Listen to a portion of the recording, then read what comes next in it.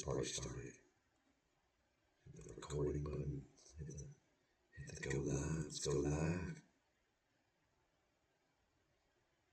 Hit the buttons. Hitting the buttons.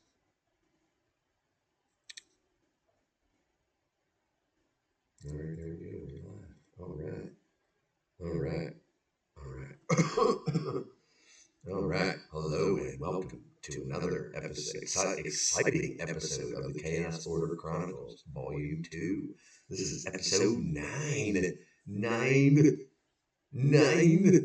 I don't know why I really just like that number and that just saying it that way. Creepy and weird. Yeah, I'm Chris. I'm the Dungeon Master having technology problems. Can't make my fucking camera work. That's the way it goes. Other than that, it's been a pretty good week. I'm not gonna lie. Yeah. That's all I got. Who do I want to go to next? Who hasn't gone first in a while? Eeny, meeny, miny, mo. Catch a tiger by its toe. Katie, you can go first this week. Sure.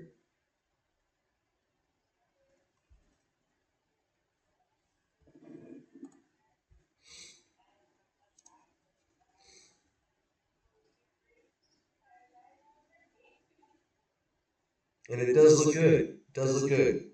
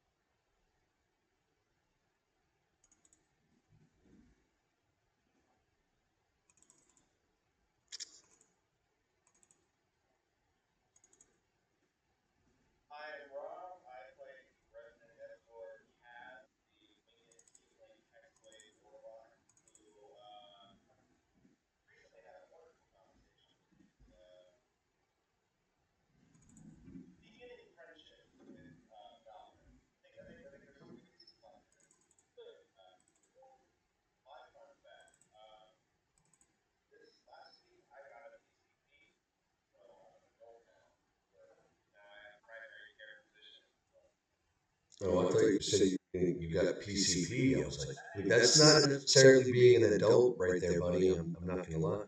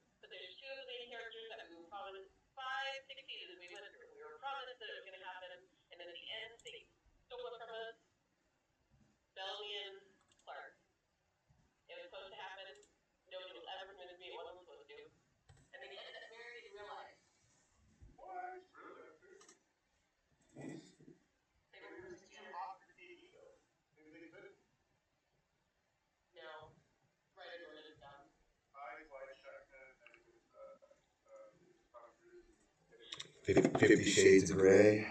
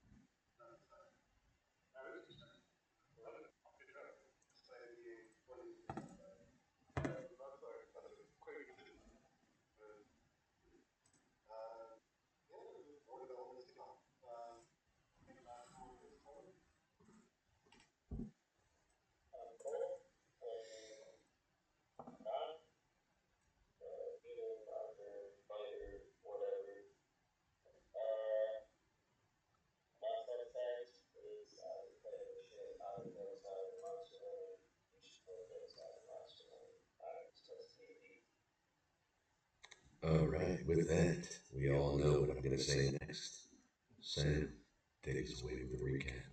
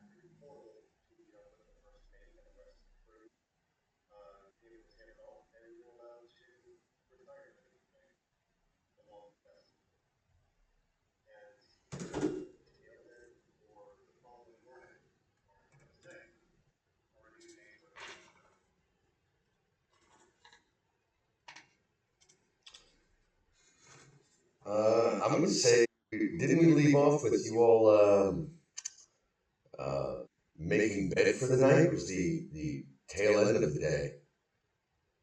You were, yeah, you were, yeah. I wanted to say you guys were retiring for the evening, back in the bunks with the rest of the rest of the crew that you work in shift with. You can hear a bunch of they're all talking amongst each other. It's the end of the day. They've all gotten chow, gotten something to drink. You can see various card games going on amongst the crew as they are where they are on the map, um, which you all can see, right? Let's make sure that my technical difficulties haven't run off to everybody else. Because somehow, cool.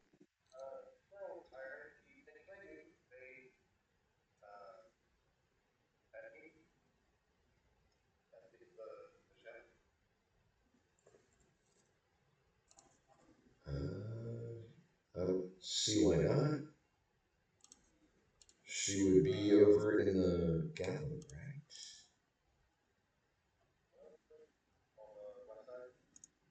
Oh no, you have to go upstairs.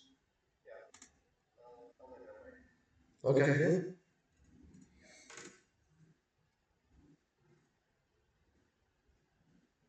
yeah. Walking into the galley, you can see raw meat. She's chopping down on meats, and you can see her adding them to a stew pot that looks to be sitting over. Look, what should be a fireplace is clearly not. Well, you can clearly see that it's a bunch of rocks that are glowing really red. There doesn't seem to be it's not cold, and it doesn't seem to be. You can clearly tell that it's magical heating this cauldron of stew that she's making.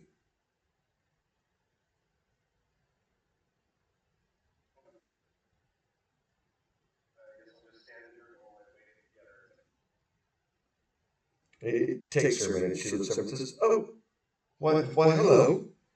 What can I do for you?"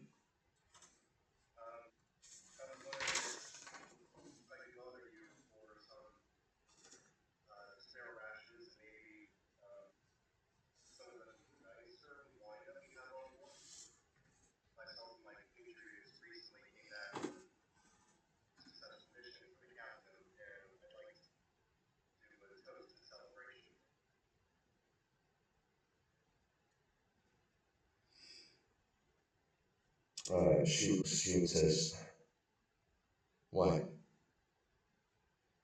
said bottle could be procured for the right amount, of course.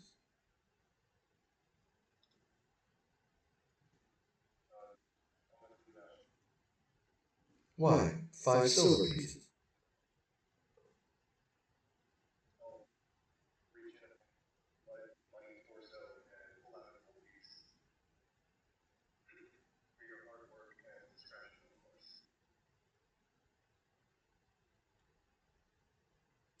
Uh, you watch this beautiful elven woman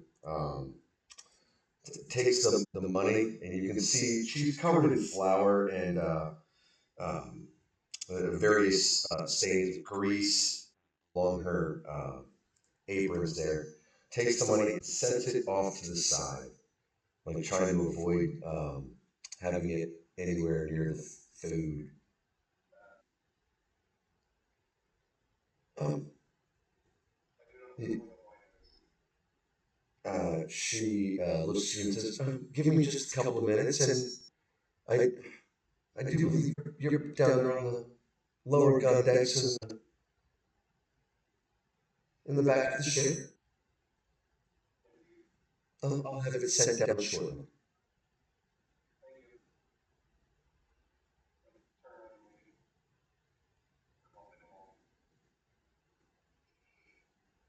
You can tell she's observing you as you leave, but also goes right back into work, cutting meat and doing her thing there in the kitchen. Just she's got a lot of mouths to feed. All right, what would the rest of you like to do? There is the crew. They're, like I said, playing. They're in various. Um, some of them are talking. You can see in the town corner there where True and Camdonic, Jingath, Strego, Sufon, they all seem to be engaged in a game of cards. Orbuck, Westgath, and Pallet. I'm not even going to try to say that right now. Words are not going to work. Seem to be rolling dice over in their corner. You do see that Wallerton, Gerd, and Asperica do seem to be lying down as if they're actually trying to get some sleep. And how you would sleep in this is, at this point, sort of surprising, but some people can just do that.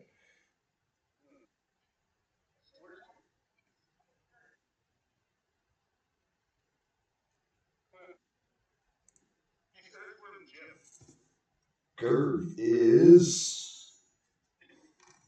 I've consolidated my notes. Now I just can't flip through the pages because my fingers are not sticking.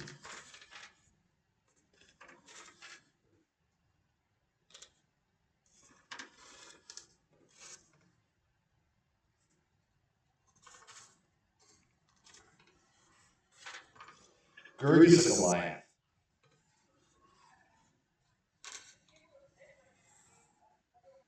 He hunches over as he walks in here. He is. How tall is he? He is 8.5 feet tall. So yeah, he's hunched over. Whenever he's in quarters, he's hunched over.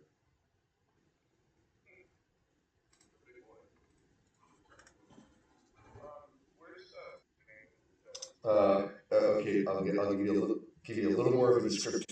He's wearing almost nothing. He just wears a simple loincloth and has a back strap for his axe, and he's also carrying a longsword. He has tattoos covering just about every inch of visible skin, from the neck down. Um, I'm going to say you would all, just from seeing him, he's not the brightest apple of the bunch, but definitely is probably one of the hardest workers.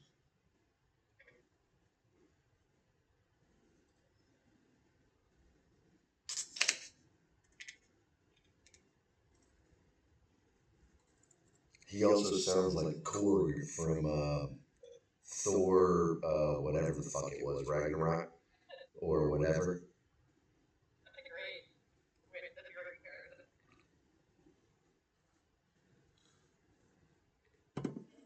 So that's Gerd.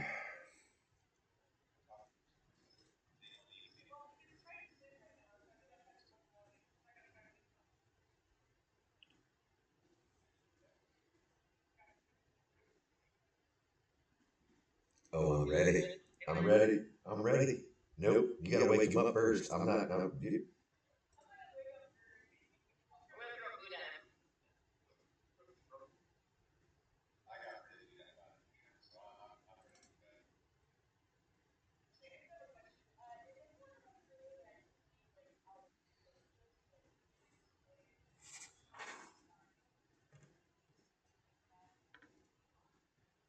1 second here. Let me flip through my notes because I'm gonna say yes.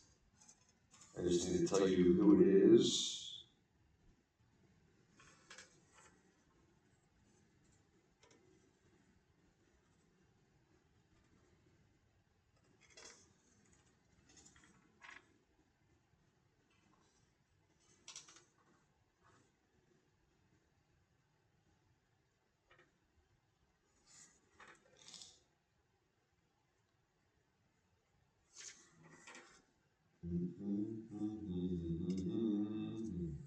Where is it?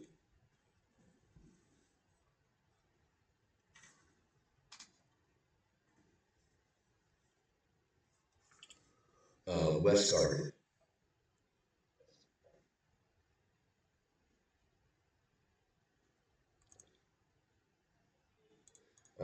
You can see that he is clearly wearing religious iconography. Uh, Make a religion check for me.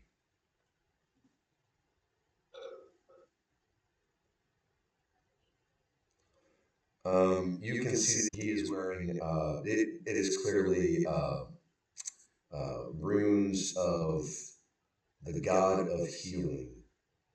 I can't remember that god's name, but it's a healing god's name.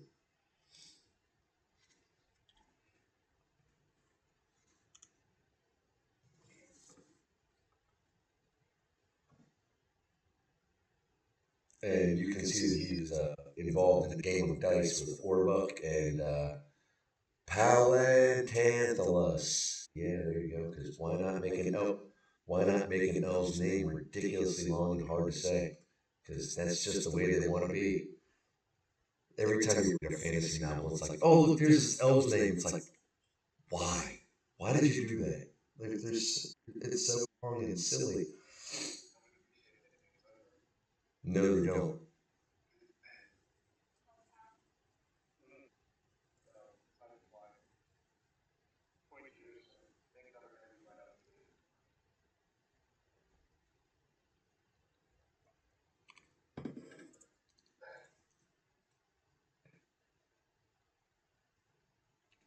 So what would you all like to be? Kaz is sleeping. Oh, I'm sorry. Never mind. What?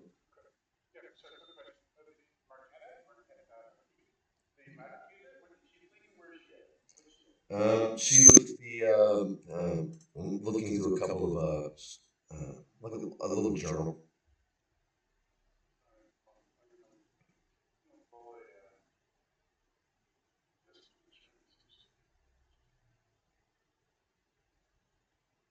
All right, so you're going to interact with Marquette. Uh,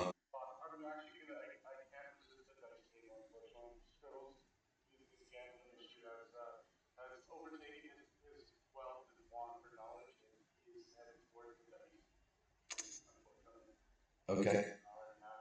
All right, so you're heading towards the dice. What's everybody else doing? Just so I'm trying to prepare here what everybody's going to be doing.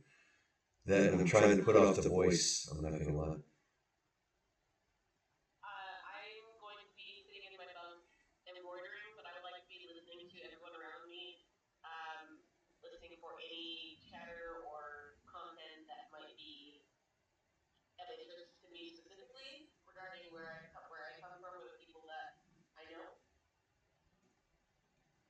Okay. Valorith, what would you like to be doing? All right. So sleeping. Not. What would you like to be doing?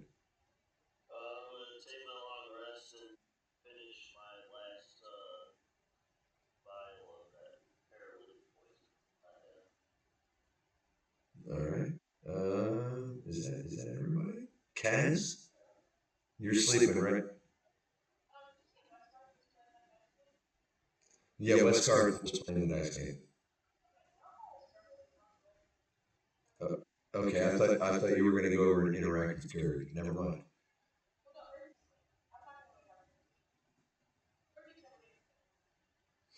Okay. I thought you were going to make me. I thought you guys were making me do the voice.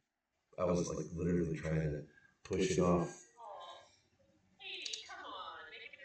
No, you guys will get to meet Gary. You guys are going to spend some quality time on this ship. Like I made this ship for a reason. All right.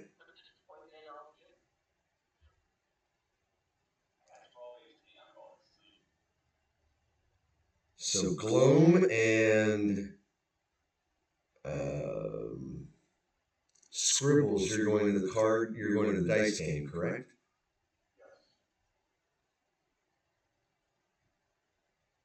Okay. Everybody else is just sort of doing their thing. So yeah, you walk up and um, as you approach that, you see Orbuck look over at you, and Orbuck is all this stuff right here. Orbuck is a half elf. He wears you can see on his bunk, or right underneath his bunk, is a set of bronze plate armor that he keeps polished to a T. He is clean and almost seems to move like the grace of royalty. He has long black hair and a mustache that is pulled into wild handlebars with thick balm. That is the description of that guy. Uh, Palantantalus is a half elf. and he just he, as you approach the tube, you can see that he's always. It seems like he's always just on high alert, almost like a like he just thinks that he's always potential prey. You know what I mean? Like always on the high alert, always looking around, always sort of jumping. Um, yeah, he has long brown hair that is tied back, but tied in a single knot behind his on the back of his head. He doesn't wear any jewelry or non-essential jewelry. He does seem to have a ring on his finger. Um, yeah, that's him and Westgarth. Where's Westgarth? He's on this page, I think. Yep, there it is.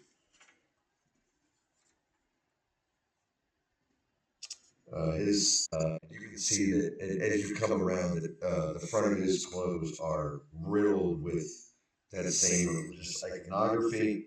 Um, and in his hair, you can see tied off, or you can see fetishes tied off in um, some of the knots of his hair.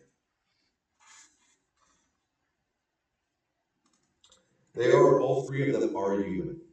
Well, except for Paladin, he's a half elf. But yeah, Orbuck and Westgarth are both human.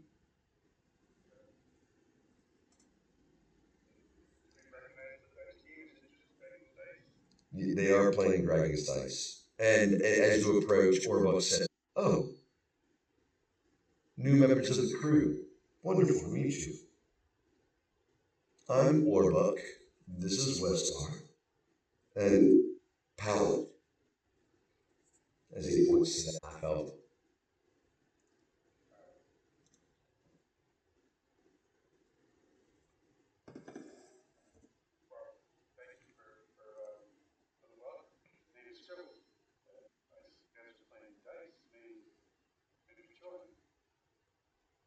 Oh, well, that depends on what you're willing to wager here.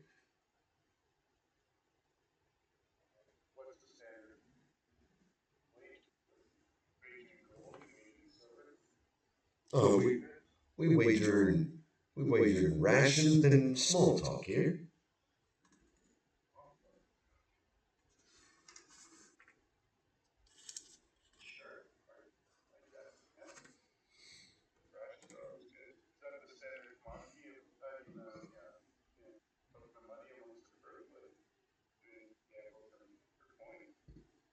Oh, why we do, but first we need to get to know you first.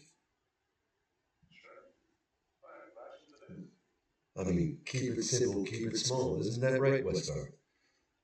And Westgarth looks over and says, "Why? Yes, always keep it civilized."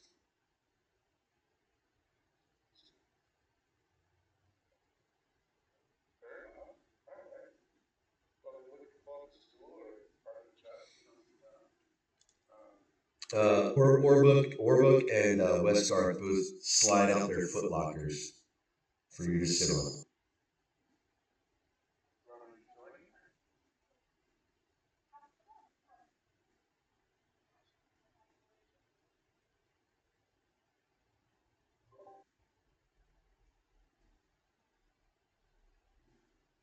And as the two of you sit down, um, Pal takes the dice and says, "Well, everybody pony up."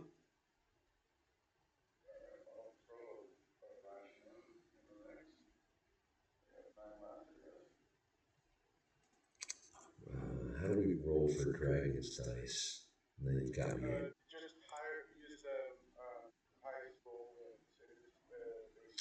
All right, so all right, so yeah, um, sure. Everybody throws down a ration, and Pal says after he says that he says, "So, what's your story?" looking at you. If we're going to be spending some time on the ship, it's good to get to know everyone, right?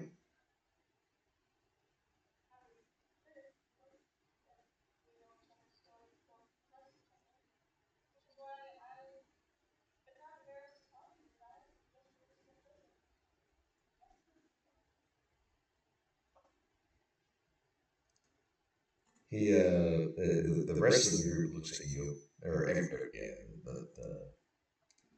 and says, what, and Westgar says, did you do it?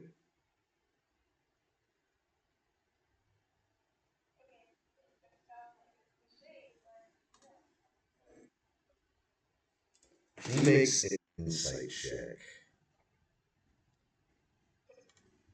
Uh, roll two.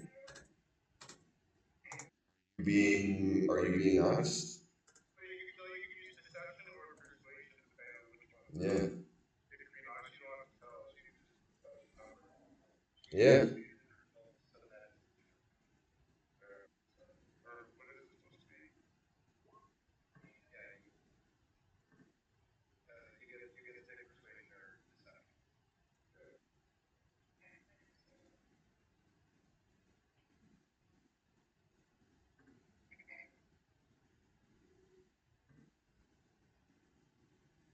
I got a four. No, seven. I rolled a four, but it was a seven. So, yeah, he believes you. Well, even if you had, still be welcome here as long as you don't repeat any offenses that would put you in jail. We tend to be honest with each other, and you know, even if we have our disagreements, we as long as you work hard.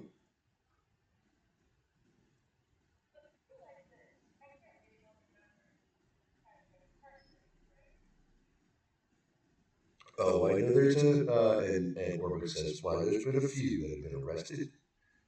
More than a few are exiles, and, well, some of us are just downright fucking strange.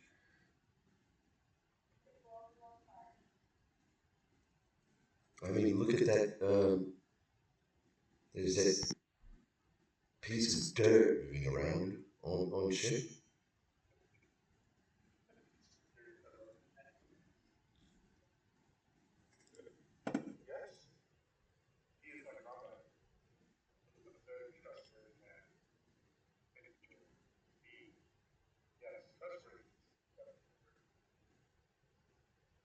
Oh, well, as long as we can trust everyone.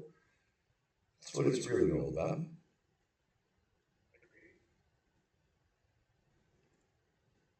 And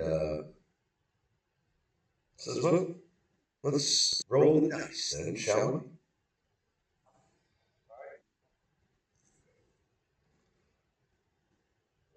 Orbuck's roll is.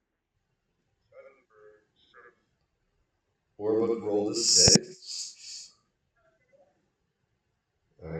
Westgarth got seven. And Pallet rolled an eight.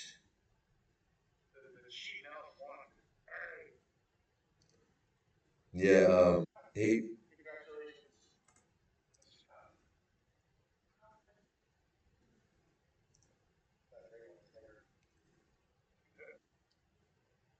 he says, it seemed that I was favored this time. So, um, another round.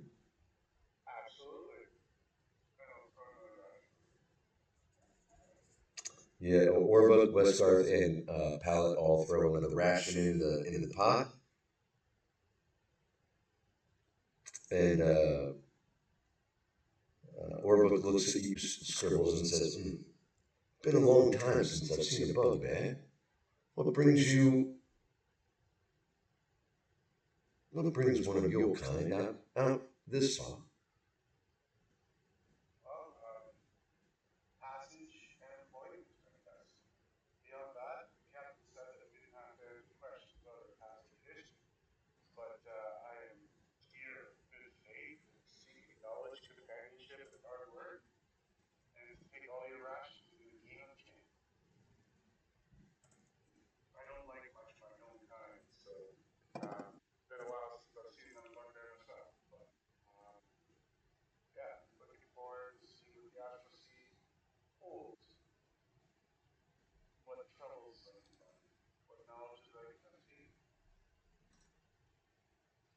Orbuck looks at you and says, "Well, good to have you around, then, chap." And he slaps your back, seeing that you're a skinny little bugbear. You are a skinny bear.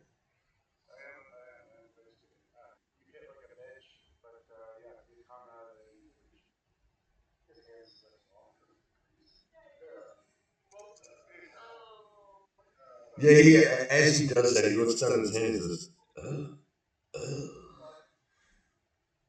Well, actually, he looks at it.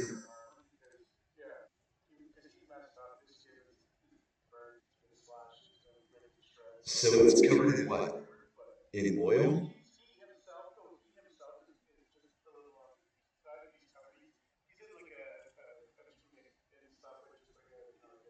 Okay.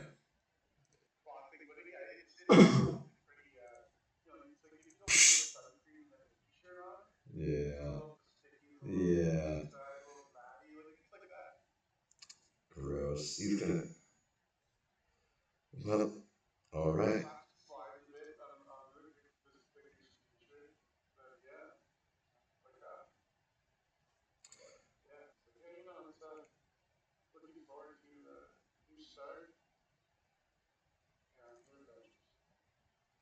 Orbuck, Orbuck listens to you after he is rubbing his fingers like, ugh. That's sort of weird. Says a little bit about me is both my parents are dead and I'm actually being hunted. Well, was a few years ago. I'm assuming you think I'm dead now, but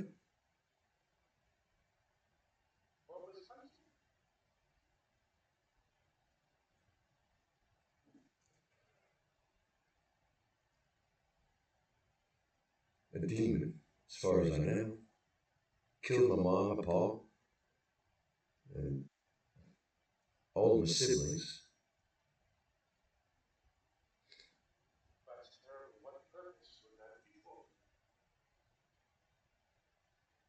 Probably some sort of sacrifice, as far as I know. But what? It,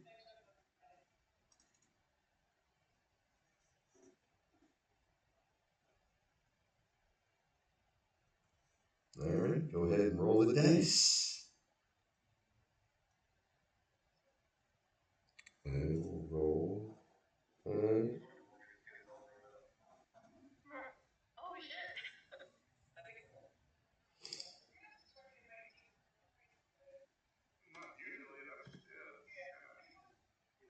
he rolled a nat 20. As far as you can tell, he is being as sincere as he can be. He doesn't understand why. Are you doing that really?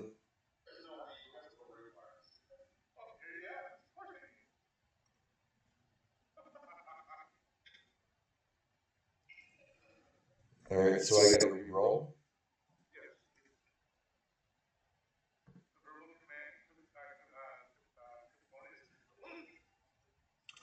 So jokes on you. He was being, as far as you can tell, he was being honest. He was telling you the whole story. He doesn't understand why he was why his family was hunted, and or why his family was killed. He thinks he's being hunted, and that's a part of nobility. Uh, and his secret refuge on the ship, and has been here for a few years. He assumes that those chips in him assume he's dead.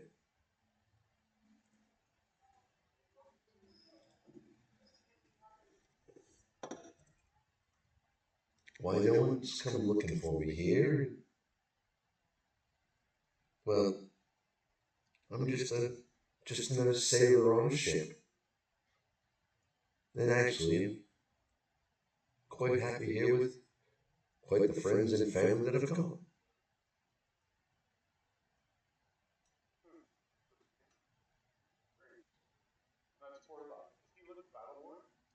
He looks to be maybe 21 years old. He's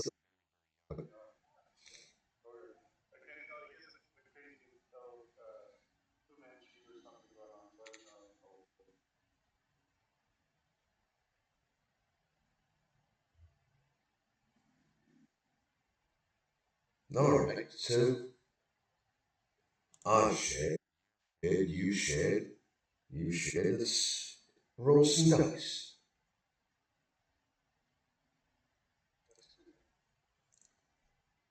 So we're doing the second round here. So Orbuck is going to roll. Orbuck rolled a 12.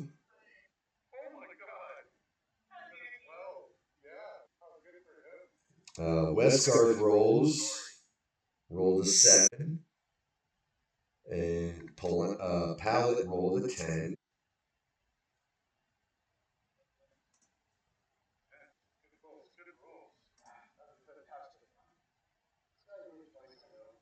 No, Pallet won the first time. Orbuck won the second time with double sixes.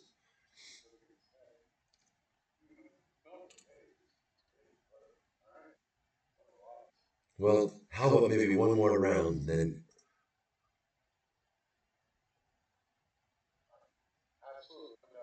I'd be willing to let you all maybe have a chance to win back your losses.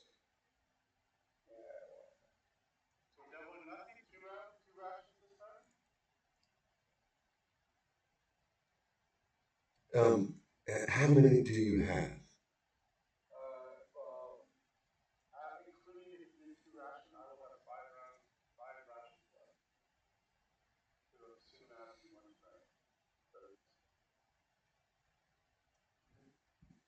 He look.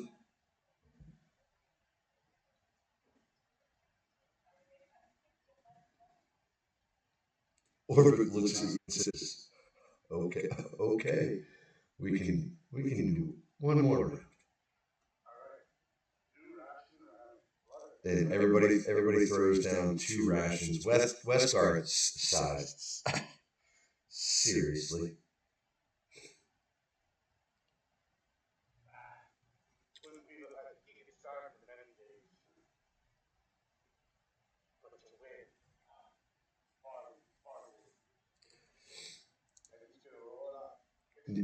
You see him. You see Westgarth just put his hands over his face and just sort of rub his eyes, and like when you look, you can see someone that's like, "Oh my god!" Like, all right, like, and bring a hand down their face, almost like, "I can't believe it."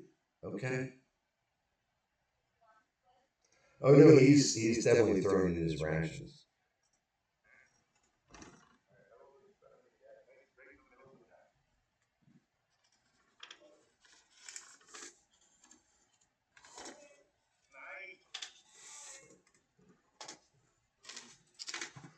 All right. Um, as the two of you throw down, Westgarth looks at all of you, or looks at the two of you. He says, "I'll tell you my story.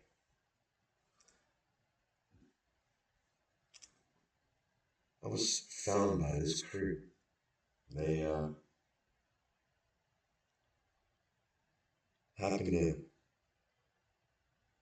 just happened to be taking a shore leave and recuperating when my village was attacked.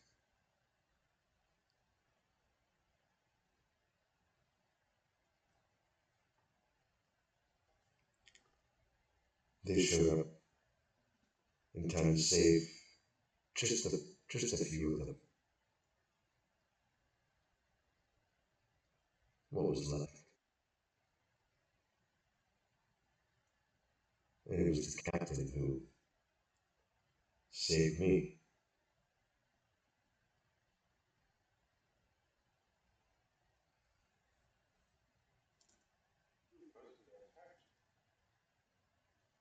Why a neighboring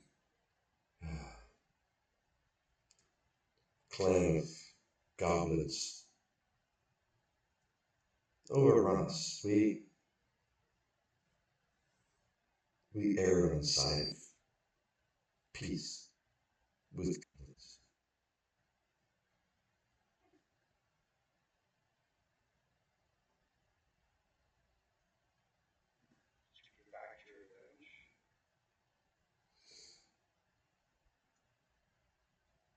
I have not been back since.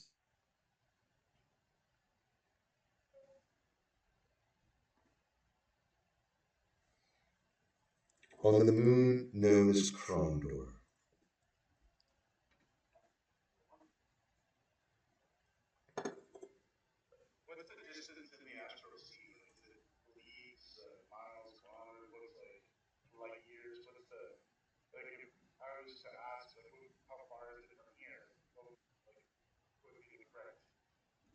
Why, a few months' journey, even in the fastest ship.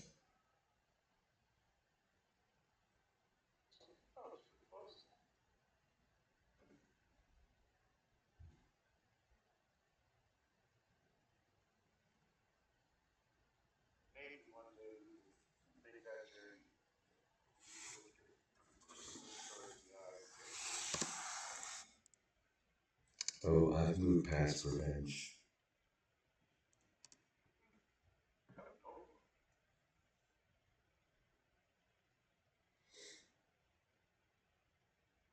Evil always eats itself.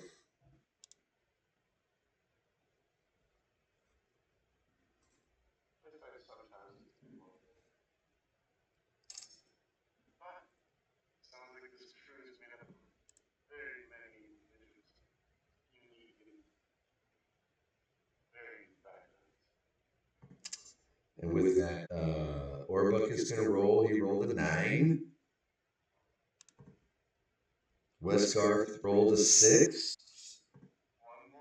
And Pallet rolled a 10. So, yeah, they all look at it. Yeah, you gain 8 rations. Yep. And then the three of them say, well, why, that is quite the finale for the evening.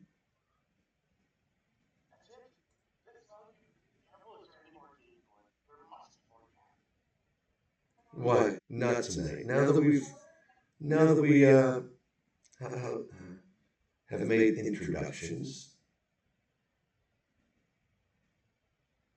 if you want my opinion, you should probably start chatting up the rest of the crew. Get to know your surroundings and the people that you're going to be spending quite a bit of time with, right?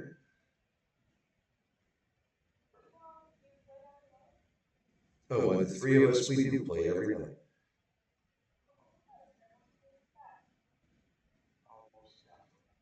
And Orbuck says, Gerg, Jingath, and Cam Donovan join us quite frequently, but they were quite a little tired this morning.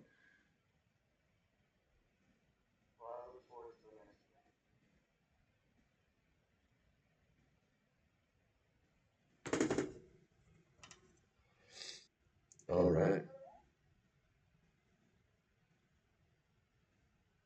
What the hell is behind you, Rob? What, I just not noticed that. I just looked over and saw that. I'm like, what the hell is that?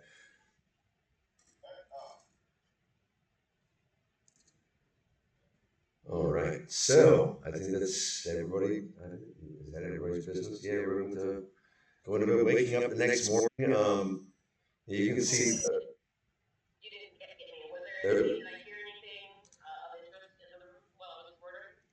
You can definitely overhear the whole conversation between Orbuck, Westgarth, Pallet, um, and your two companions. You also hear how money has been really, you overhear tidbits of the money has been really good recently. Business has been really good recently.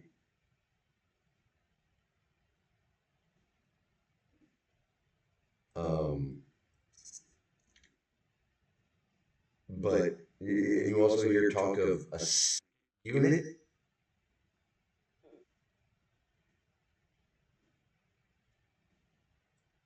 Weren't the bone hunters enough?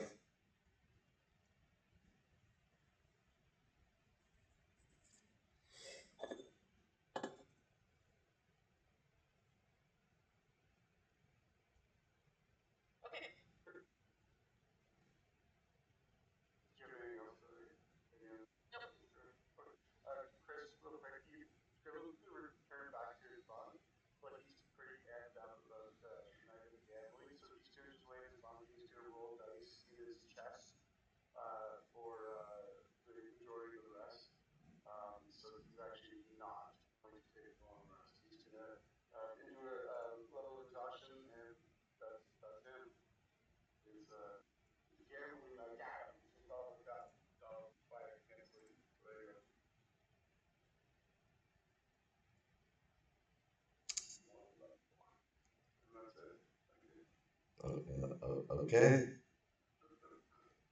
So,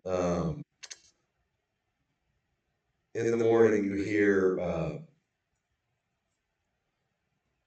bell.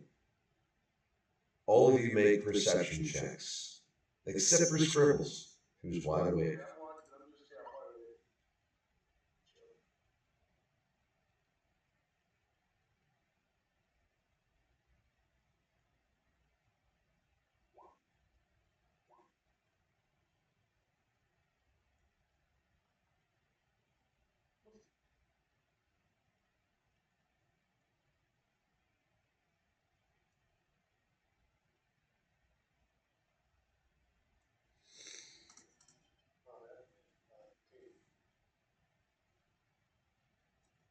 All right, I see three people. Four.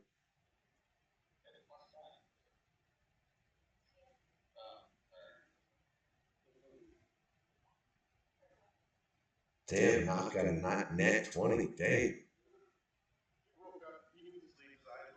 Yeah, right. He was just chilling. Yeah, right. Dude, I actually dated a chick that slept with her eyes open. That is some of the creepiest shit I've ever seen in my life. It's like you look over and it's like, oh, I think you're dead. Like, oh, dude, it's wild. It's wild.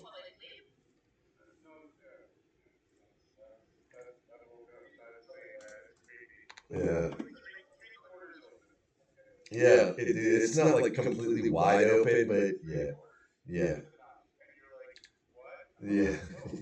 It's like, all right. It's like, you're right. It's like, are you fucking dead? Like, oh my God, this is so weird. It's like, hi. And they don't, yep. It's like, oh my God. Yeah. All right. So that's one, two, three, four, five. I'm missing Talia. I don't see your role. And who else am I missing? And yeah, after Talia, that's everybody. Because you were already wide awake.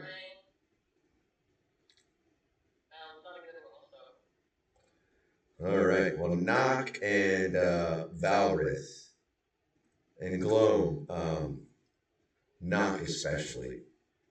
Um, as you hear that ding, you can definitely tell that's the shift change. And as that happens, you see the crew just start to silently roll out of bed. They don't remind each other, they don't tap each other. It's almost like you don't even hear conversation. They just all know it's time to get up and relieve the other half of the ship. And they don't look over at the rest of the crew. Scribbles, you can definitely see. Yeah, they're making it a point not to wake you guys up.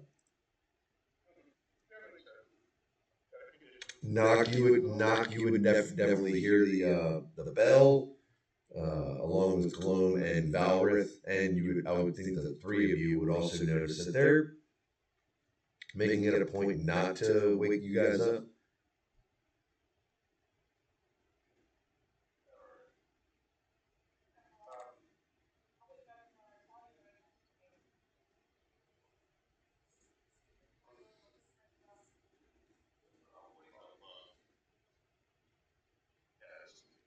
I thought you were going to say Blueberry.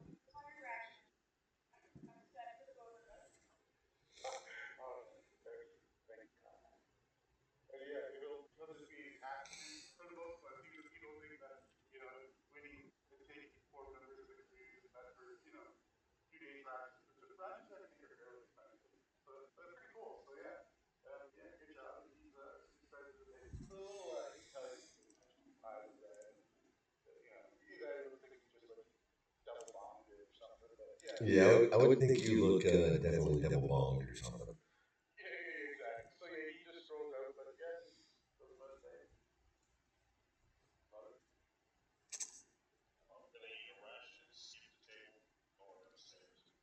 Yeah, and as the rest of you, you see that the table is filled with. You can see there's a stew there, a massive bowl of eggs, along with another platter of sausages. Breakfast there.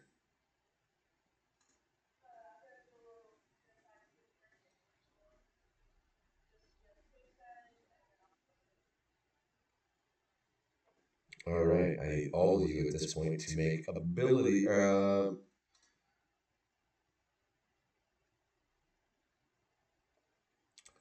So yes. So here's how I'm going to do this. You can all make ability checks because you're going to be doing duties during the day aboard the ship. There is climbing in the rigging. There is scrubbing on the sides of the ship. There is moving some of the dunnage and cargo down below, or rearranging of the cargo down below. And there's also kitchen duties. Yeah. So I will allow you guys to pick what your, tell me what you guys would like to be doing aboard the ship, and we will make. Uh,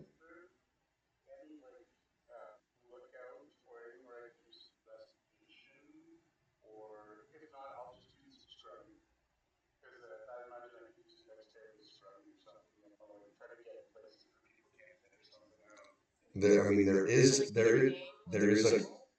a crow's nest in the middle mast of the ship. I can let me bring you guys back to that map. I do believe that I can show you.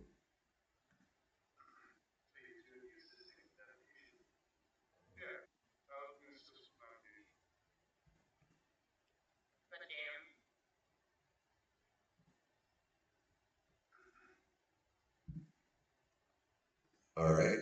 What would the rest of you like to do?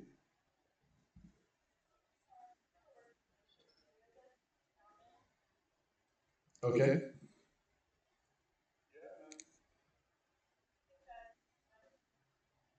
Yep.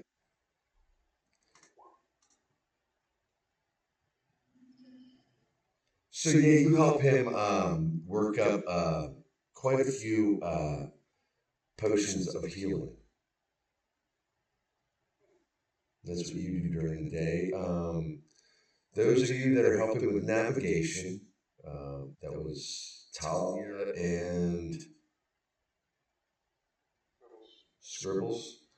Both of you make survival checks for me.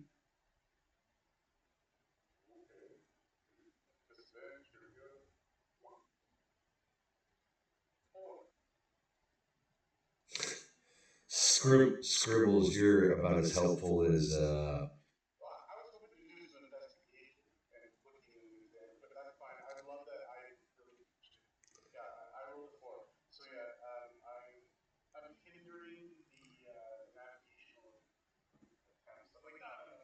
yeah. It's like your every idea is just the wrong idea. Talia with a nat 20 or with a dirty 20. Um, uh, what exactly are you looking for, or what are you?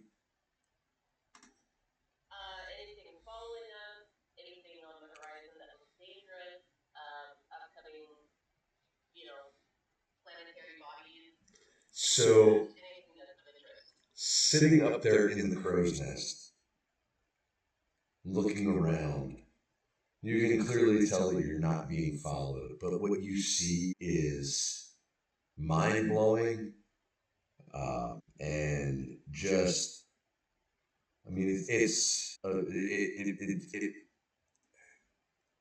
You're almost left breathless by what you see. Dangerous? Yeah, where you are is looking around, you can see massive, like whales, twice the size of the ship that you're on, flying through as if they're swimming through the astral sea. You see all manner of creatures looking around. You can see small moons to large moons. In fact, you even see what looks like a floating temple, a large temple built out of what looks to be rock strewn by.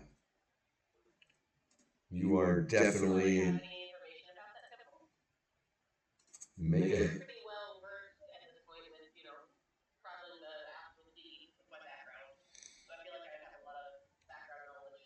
It's you can definitely tell that it's ancient dwarven make,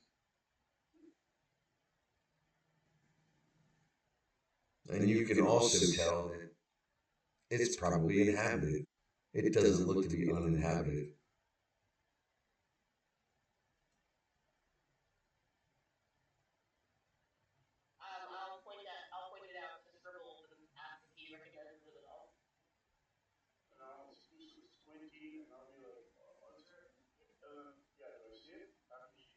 You would see it after it was pointed out. Sure. Make a history check.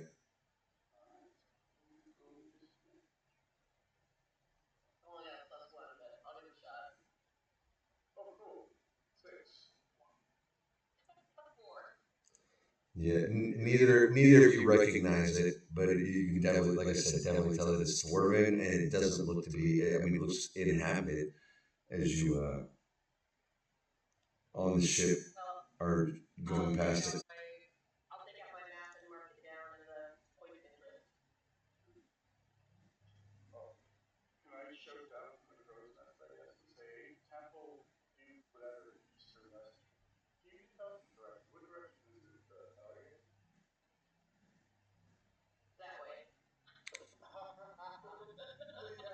I mean, yeah, you can definitely tell it's definitely eastward of you at this point.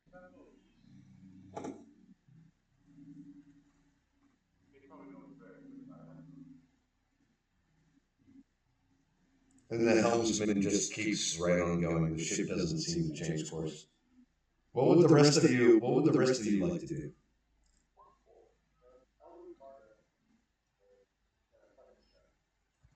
Okay.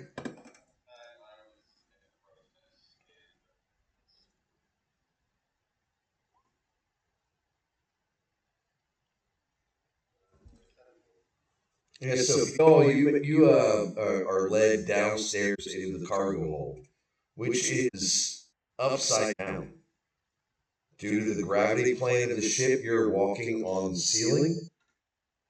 And you can, as you're down here, you can clearly see this vessel is clearly armed for war. There is a massive amount of cannonballs, gunpowder. Um,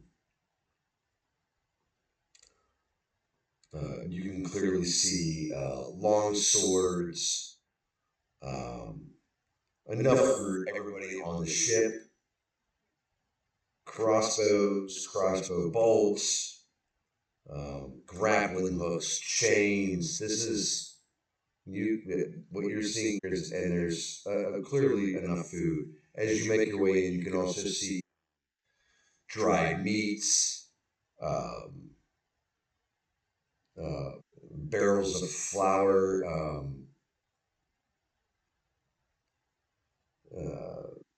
and other things you would see aboard a ship.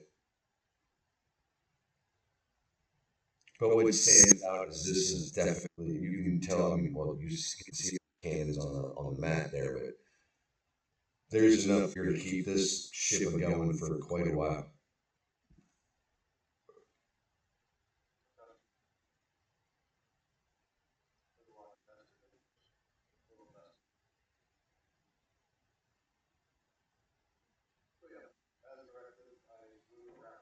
Yeah, and that's your day. So that'll bring us to Brandon Valrith. What would you like to do?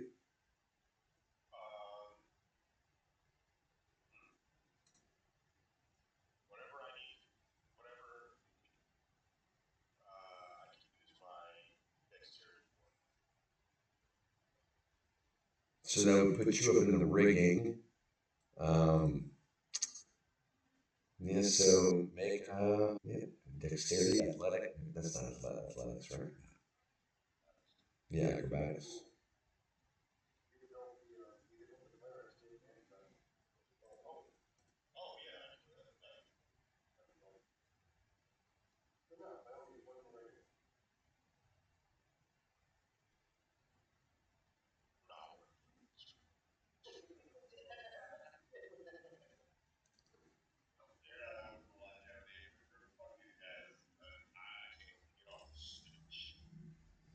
Come on, man, dude. Whatever. What? They hate you too. That's right. Yeah. Fuck you too, man.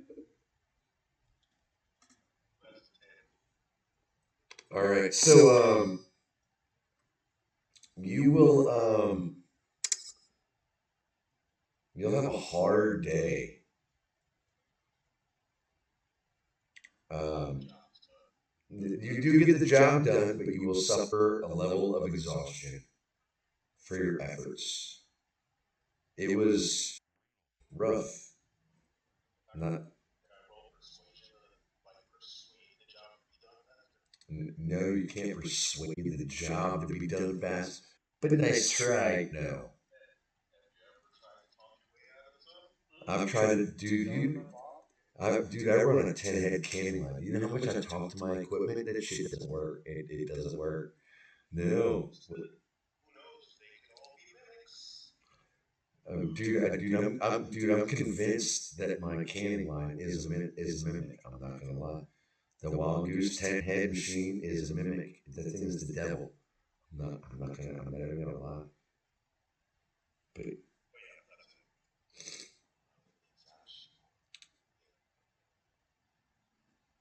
all right, so that's Valrith. I think I yeah, Kaz. What would you like to be? Or what, you're going up into the crow's nest as well?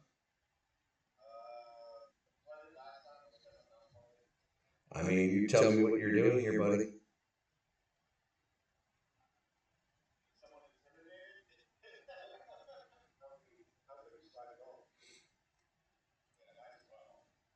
I mean, as you come out, you can see everybody moving to and doing things aboard the ship. Valrith moves up into the rigging, and I'm going to say that you can tell it's very clumsy, and it looks like he's busting his ass.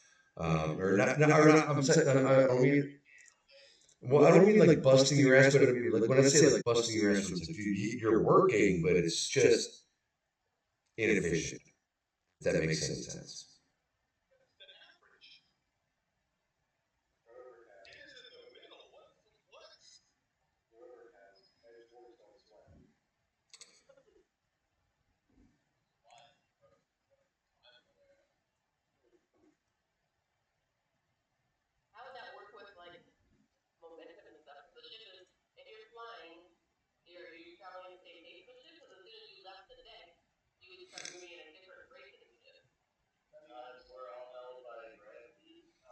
Yeah, yeah, we're on the Spelljammer ship has a gravity plane, so it has its own orbit. Like the bottom, like where the cargo hold is upside down. Like when you're going, you're walking upside down, so you're walking.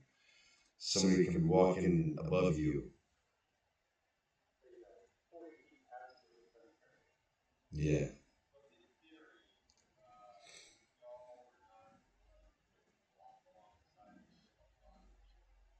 Yes.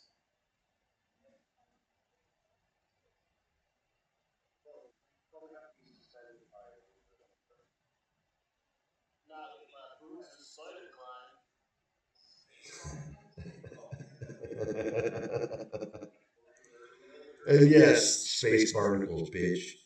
That's right.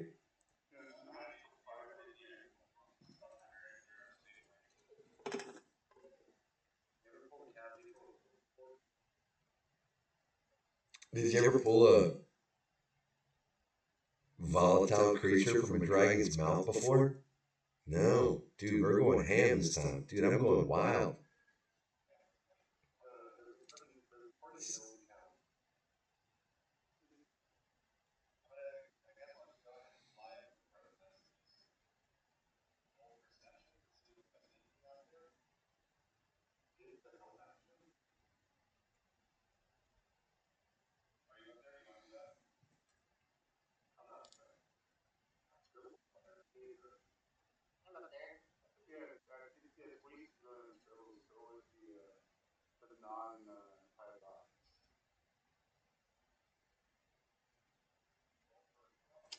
Well, that she already rolled, so I would say Talia would get another.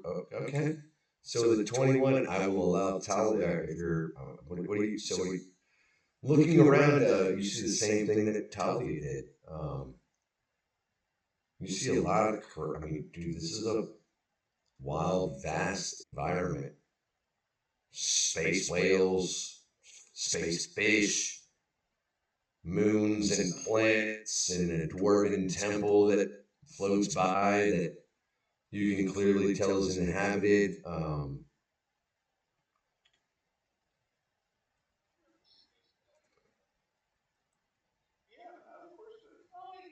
I'm gonna say you know that because on the table you've seen whale steak. You know, on the rendezvous, you remember having seen a good plate of whale steak for everybody to eat. It's a common fare.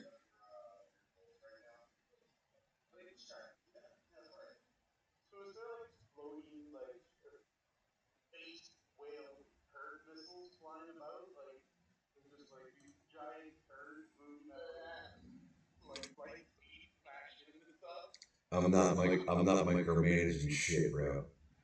I'm not micro, dude. Dude. We're not doing. Oh, come on.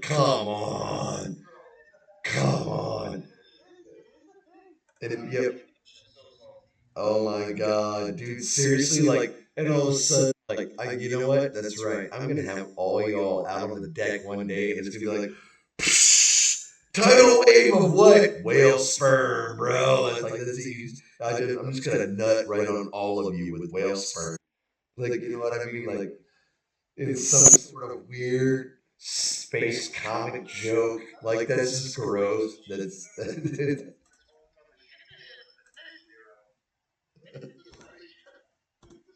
I'm losing my shit right now.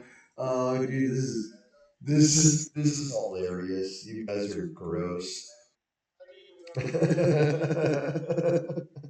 Yeah, all right. I think we went too far. Oh God. Woo! Woo! Yeah, we're not going. Yeah, there's space whales and space sharks and all sorts of stuff, but there's no. Let's leave everything else alone.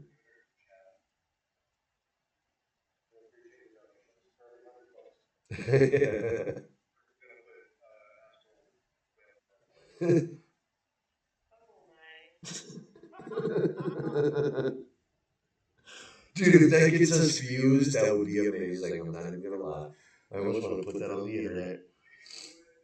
Oh God. All right. Anyway.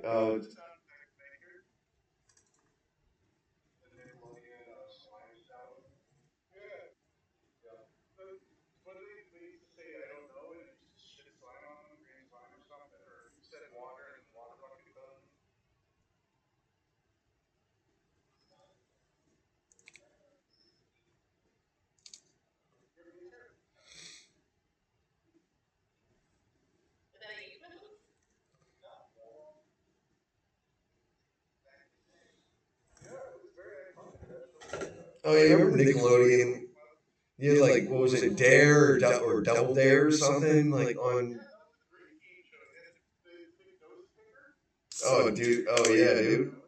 Yeah, this shit was wild.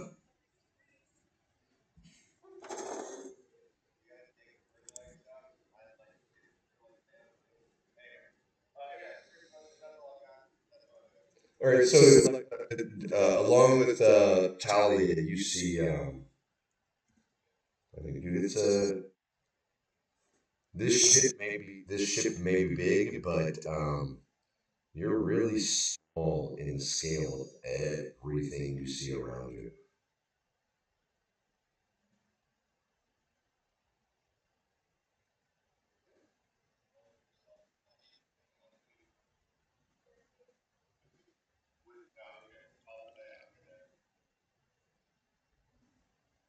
All right, Knock. What did you want to do?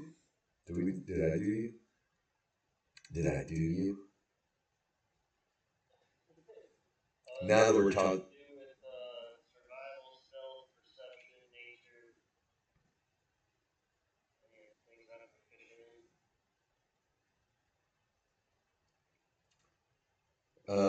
survival, sure, you could definitely go down and help make yourself useful in storage and cargo. Like yeah.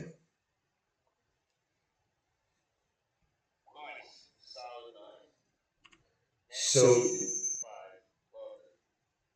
well, you know what? For every action, there's an equal and opposite reaction. You know, sometimes that's the way that works. You're down there, and you go down there and join Theo in the cargo hold. You also notice that this ship is very heavily armed for being a very friendly crew and saying that they're just moving cargo to and from places. Um, but you, you also suffer a level of exhaustion. Um, you're worked to the point where you get busted by the end of the day. You suffer a level of exhaustion.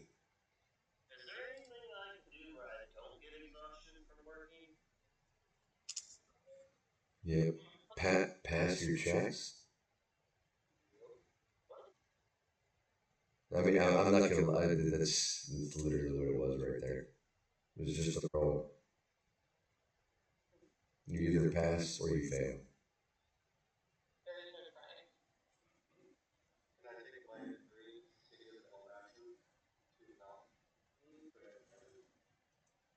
A minus three. You get a minus three. All right. So you got so you'll take a 14. And yeah, you know what? I will allow not to make a roll with advantage, or make a second roll with advantage. Right? Does that make sense? All right. So you pass. You're not exhausted by the end of the day, but you're definitely tired. And the crew makes their way as the day ends or your shift ends. Makes your way down. All of you make your way down to a solid lunch fare or a dinner fare. Um,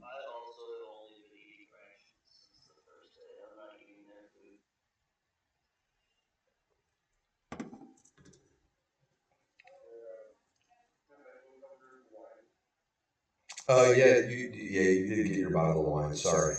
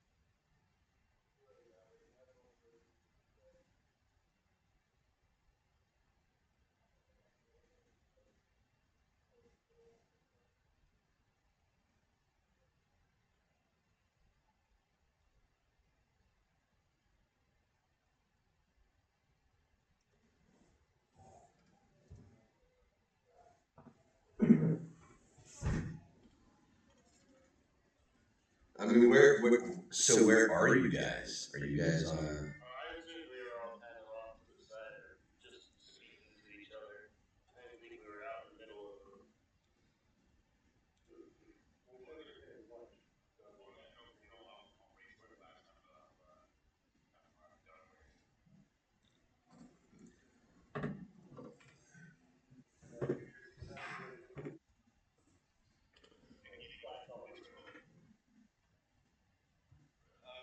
All of you make, for everybody involved in this conversation, which is all of you, make a perception check for me, please.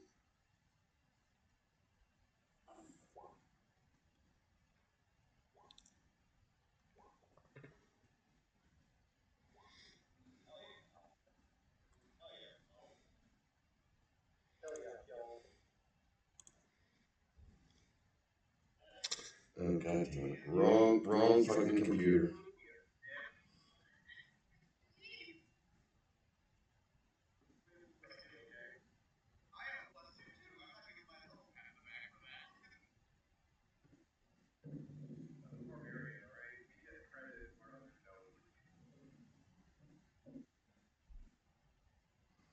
All of you notice,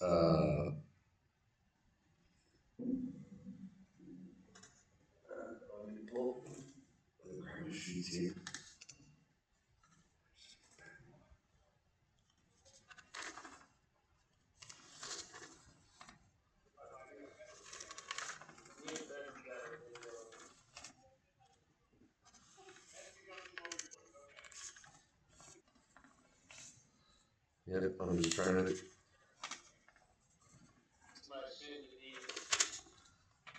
Dude, my favorite is the coughing guy. I'm not gonna lie, because everybody's like everybody's always disturbed by the coughing guy. It's like, dude, seriously, stop. Where's Ben? Where's Ben? Or Betsy? Yeah, one of the sisters. Um, all of you can tell as you're having this conversation that Betsy said, I don't think it's a good idea.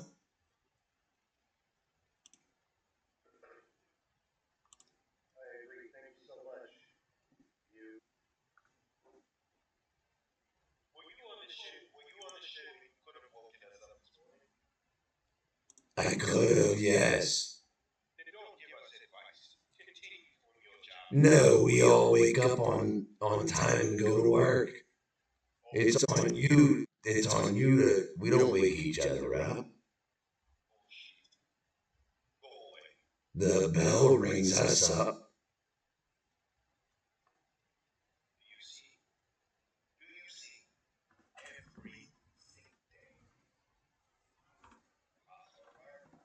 I go to work every day and I get fed and I get paid and there's food.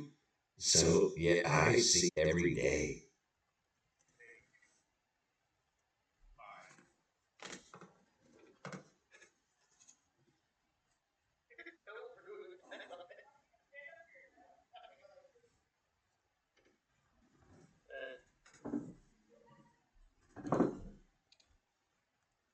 I think he's a dick.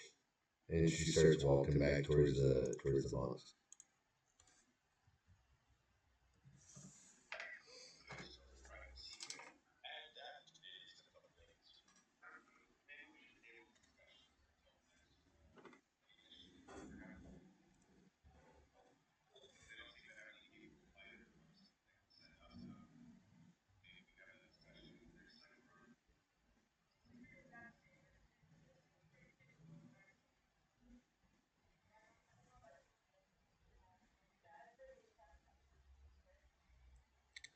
At this moment, all of you see in the other quarters a bright light come from the front of the ship.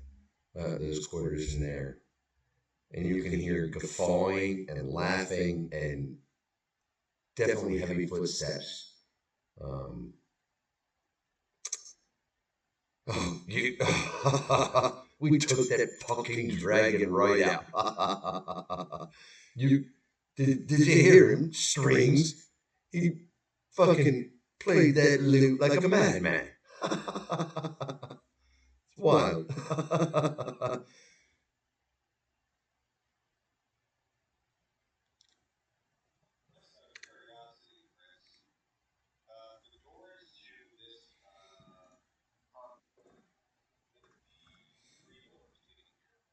that those doors lead. They open outwardly. Yes. Yes. And it looks like opening the door, you can see another crew quarters.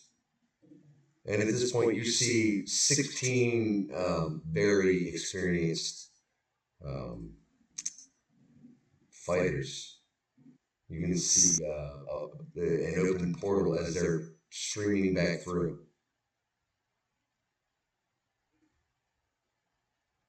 They're all laughing and fawing with each other. Most of them are covered in gore, blood. Some of them are very heavily injured. What you see here is something very similar to what you guys are doing.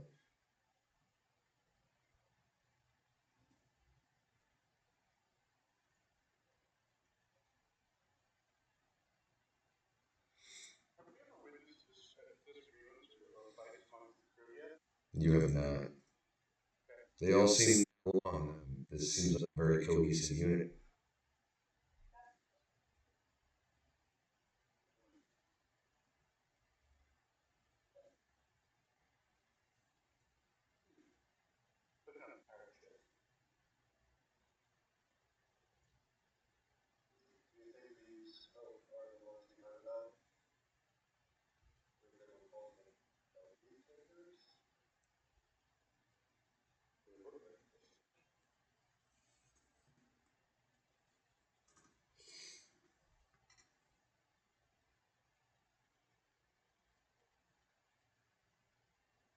And Kaz, as you witness this, they walk up and you can see as they're making their way back into the quarters, they close the doors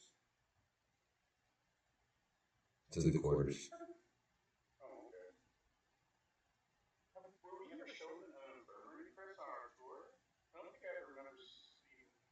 There, there is an infirmary on an upper deck. Yep, it's on the upper gun deck. I can move you guys. I can move you there if you want.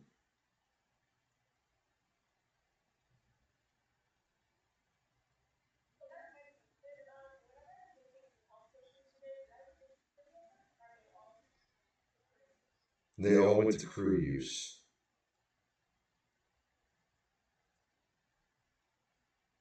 Like there, it's very much take care of. It's for the whole of the ship, not.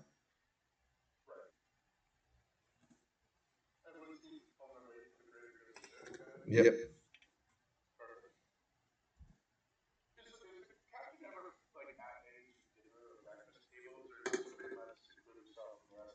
You can see him throughout the day making his way up and down the front of the ship, inspecting work um, and doing what a captain does. After hours, he pretty much recluses himself. Him and his command crew, you can see them all make their way back into those same quarters that you all saw, that you met them all in.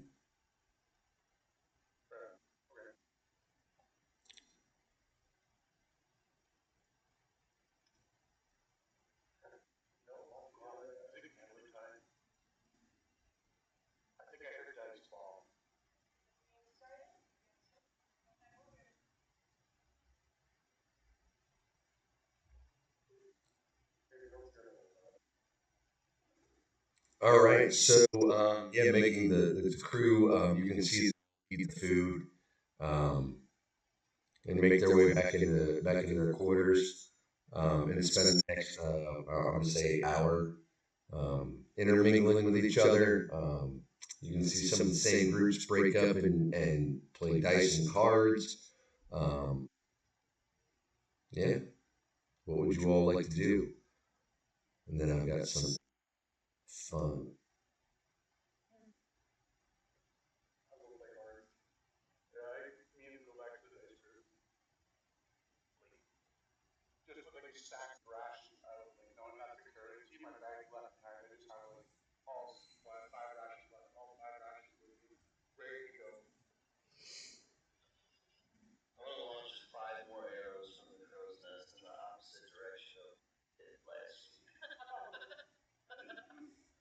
Okay.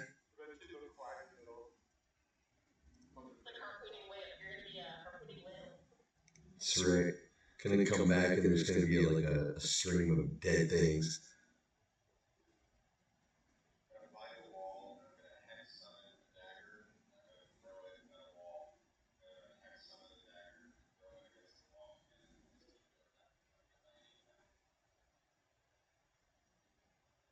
Okay. Yes.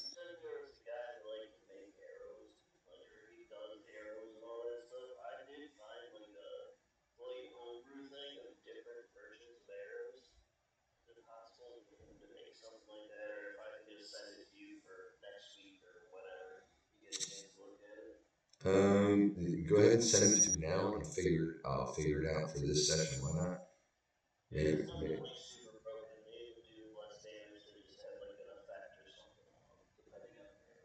Yeah, yeah, yeah. Shoot me that link, and we'll can definitely figure that out.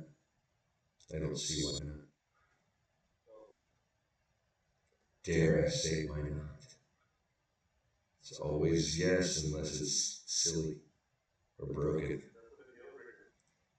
Yeah, right. But dude, ill riggers are sort of fucking. Dude, they're sick. Exactly. All right. So now we have three of you joining Orbuck, Westgarth, and Pallet, right? Yeah, Camp Donick has moved up, and he is going to be joining the dice game. Jingat does the same. Gerg is again sleeping and seems to spend most of his off time sleeping.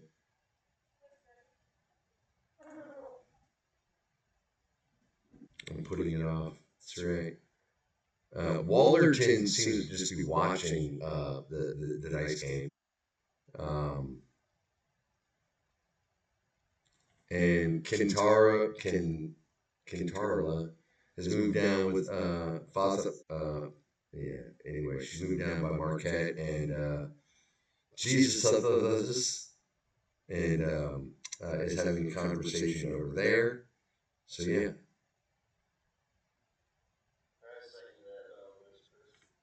Okay. Is that on a messenger? Okay.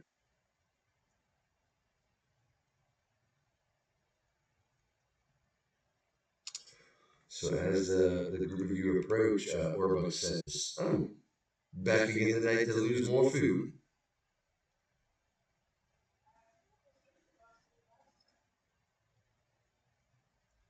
Oh, well, I only lost what I gained, so I really ended up even.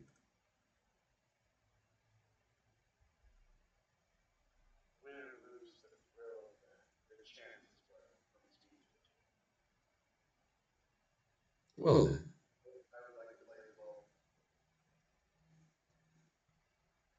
well, wonderful. Tonight, how about we change the game from rations to gold?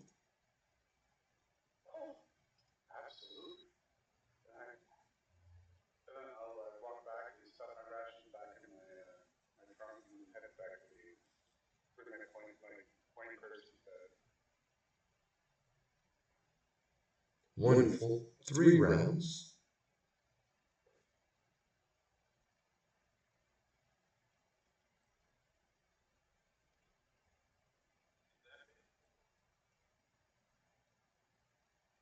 What? Is the baby awake? That's what I figured, but I was like, wait a minute, like, did I say there was a baby on the ship?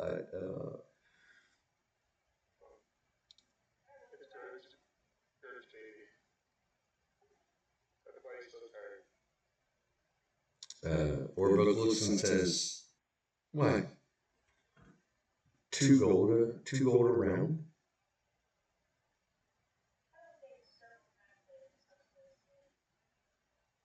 Well, we're still getting to know each other, right?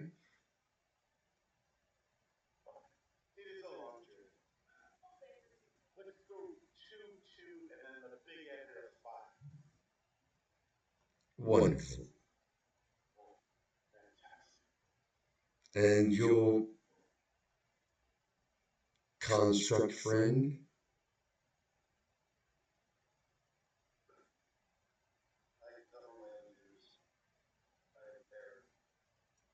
Wonderful. Well then, shall we? And they all pony up 2 gold pieces and throw them in the pot.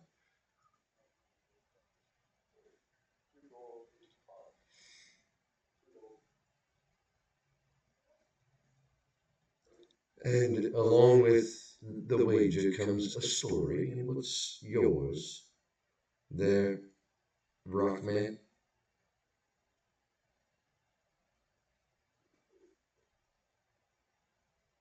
I'm sure your friends will uh, recollect our stories to you.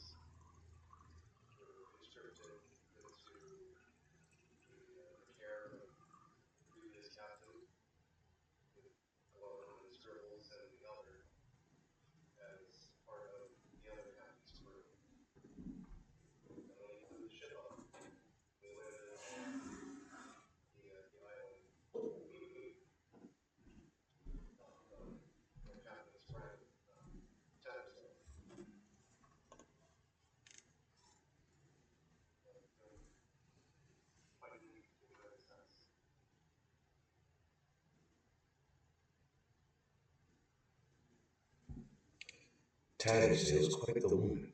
Hmm.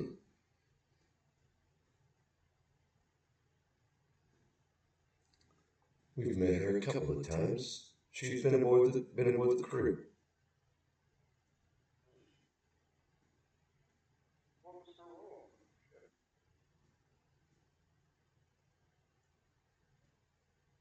Why a passenger mostly. I mean, did give good counsel to the captain, but my,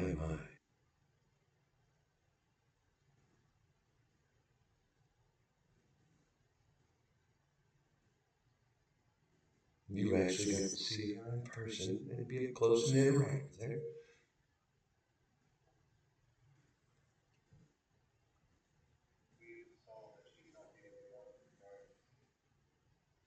She's what? What do you mean she's not the only one?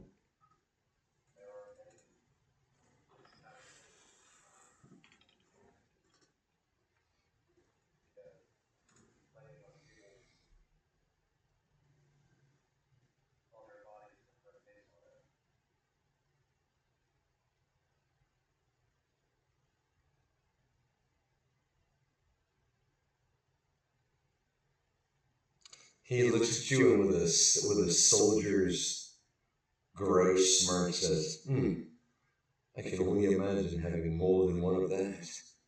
Hmm. That one time, even?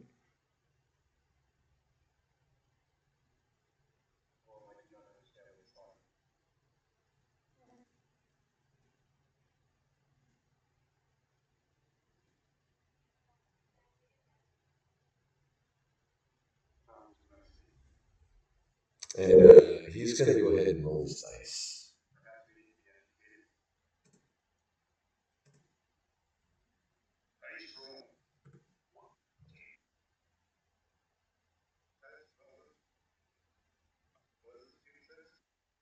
Yep. So Warbuck rolled a 10, and Westgarth and Pallet both rolled a 3. Eek.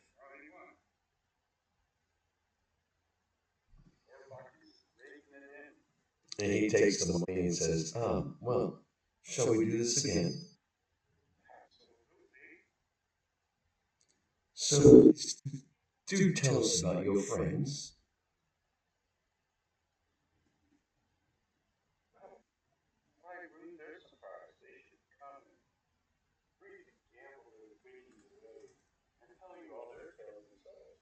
Well, we'd sort of like your input on who they are.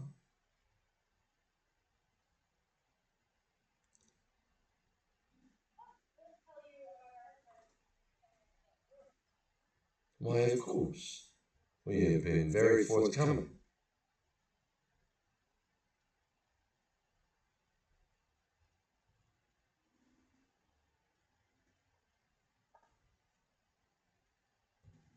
tell us about your friends and ask about any of ours.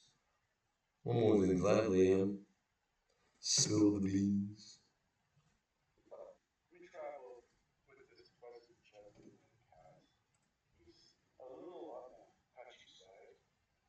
Is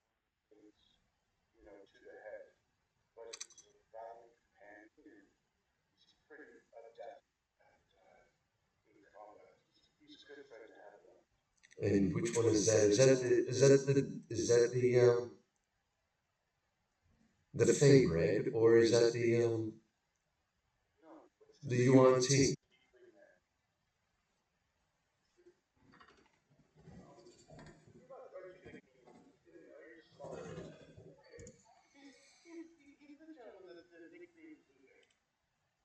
Exactly, the Fade Red.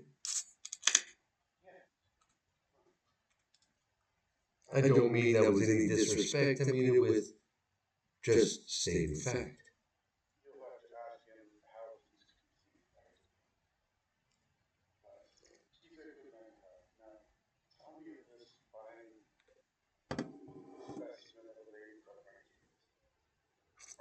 Marquette? Why? Marquette is. She's very sweet.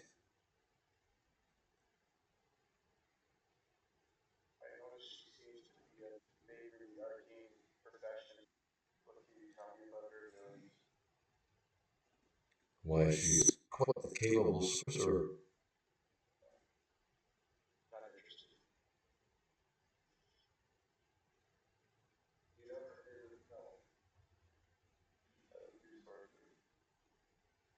Favorite spell, no, but I can tell you that she really, really, really doesn't like Gurk.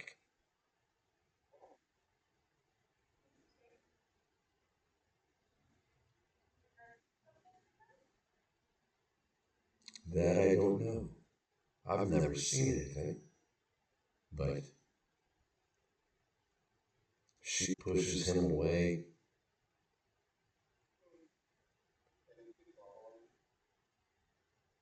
He keeps his distance, but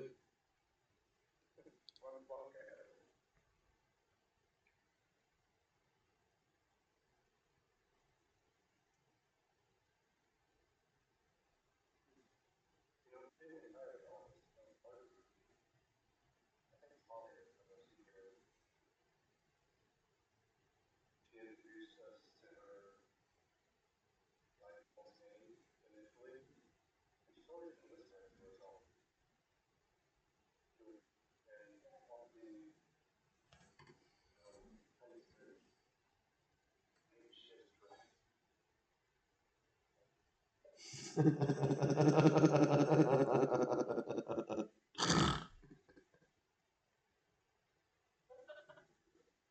is sort.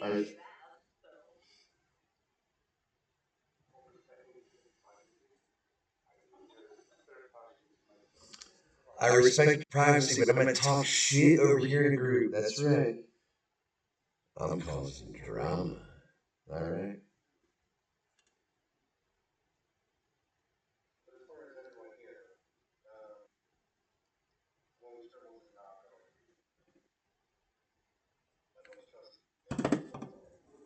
The half elf palette looks at you and says, "And what of the UNT?"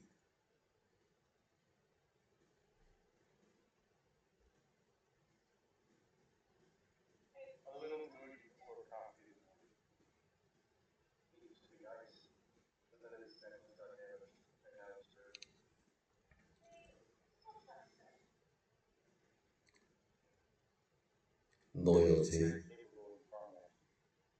Is he loyal to you?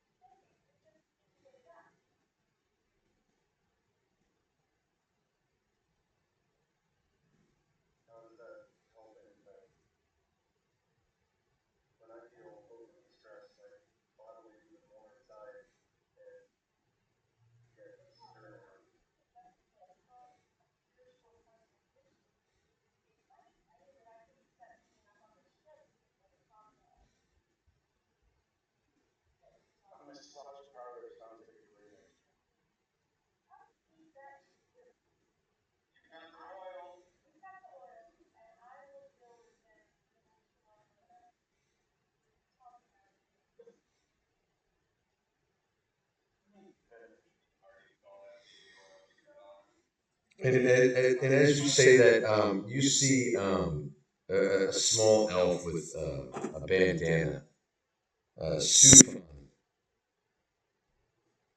on, make her way into the room and says, "It sounds like you all just need to have a conversation with each other, like we all have. We've all come to peace with all of our issues and all of our things."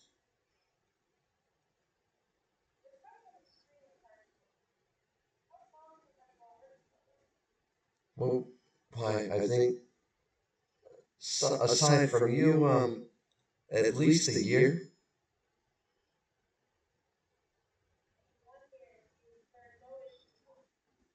Why, we all have our issues with each other, but um, we all make sure that greater good of the ship is taken care of. If we have our own struggles, well, then it's our own drama, right?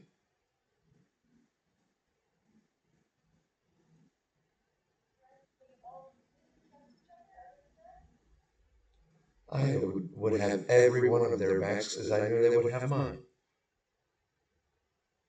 And she looks at you. She is a very petite, young, or she's appears as a teenager elf. Why? Do you think I would be in a room with these ruffians if I didn't have 100% trust?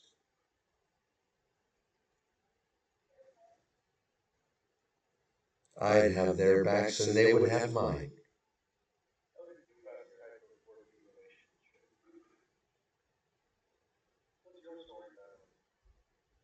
Why me?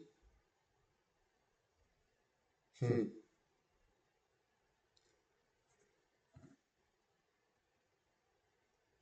Came from a world called Crane. Our people were ousted by a dragon, uprooted.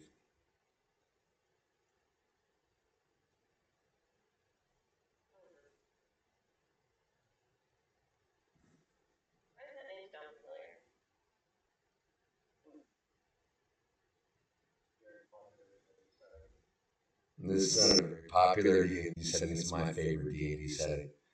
Dragonlance. Yep, it's Dragonlance. I love Dragonlance. So bring it right here. Yeah, she lives. I came from Crane.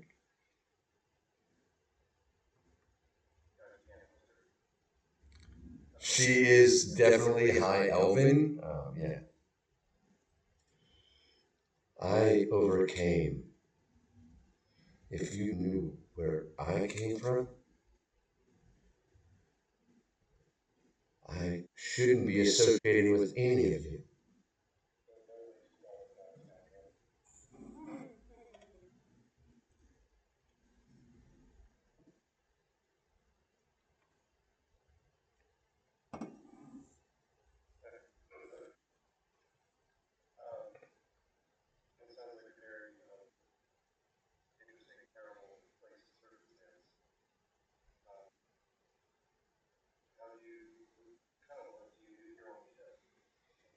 Why I run in the rigging and I help with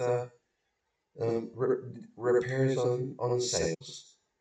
I have a good keen hand with a needle and thread.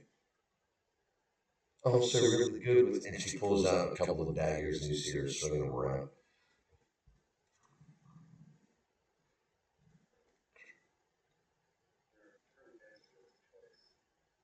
Why, of course.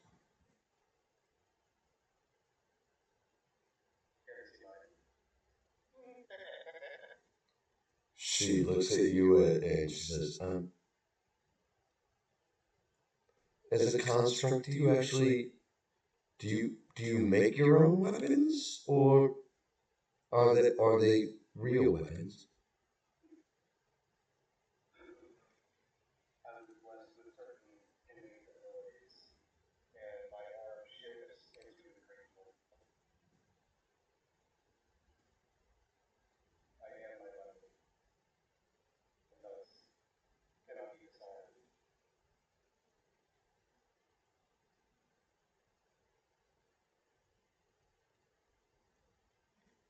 She looks at you and says, do you have other capabilities?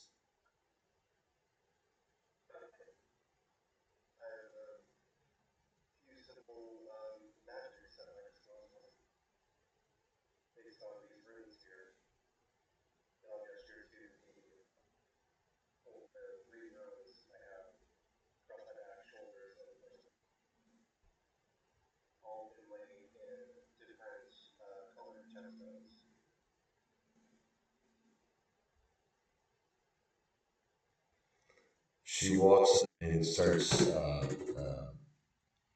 putting her fingers on them and tracing them with her fingers.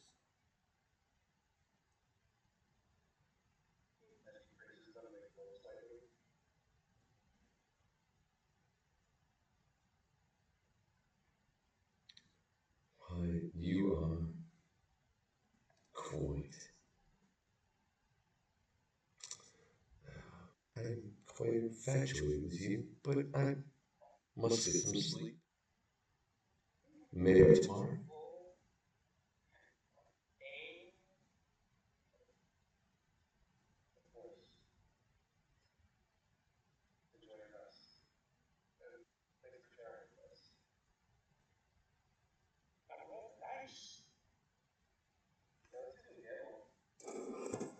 All right. So that was the first round that went to Orlock, right? Or Orbuck. Orbuck. All right. So he's gonna look at you and say, "Wow, that was quite entertaining." I guess let's just make it another two gold.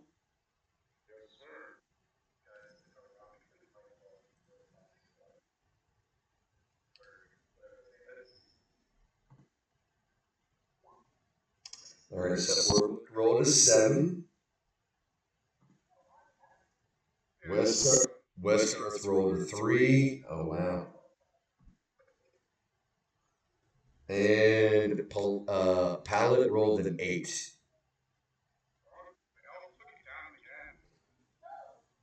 With an 8? Damn. Yeah, so he. Oh, no, so Glum takes it.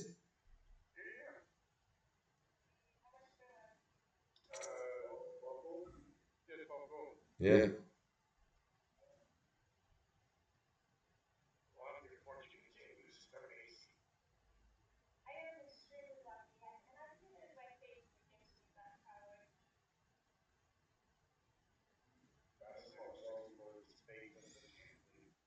You hear Pallet say, fuck gods. Pallet.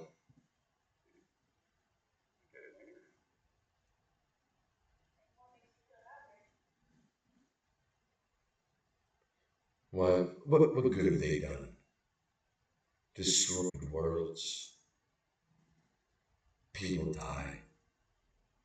All just puppets and pawns.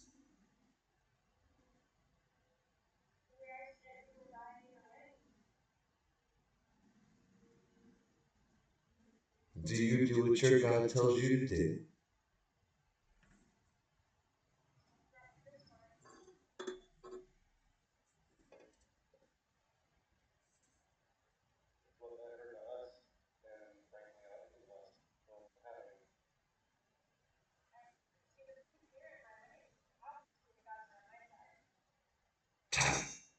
Sounds like the gods of luck. No, you're a god's fortune.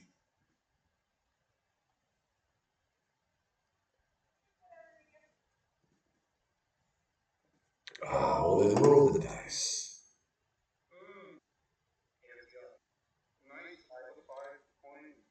They all, yep, so this is the five gold piece for each. And we'll start with Orbuck, who rolled 5. Westgarth, who rolled a solid 4. Wow, really?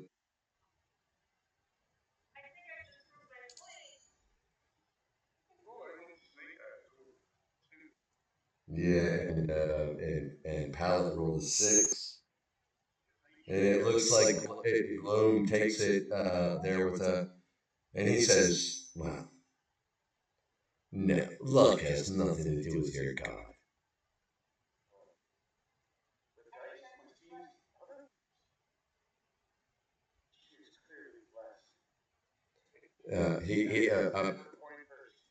Pallet looks at both of you and looks over Westgarth and looks back at you and says, "I deal with enough of his bullshit.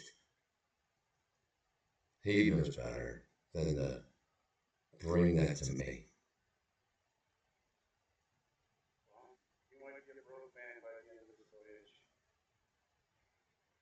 Ha! Guarantee you'll pay me to save your life.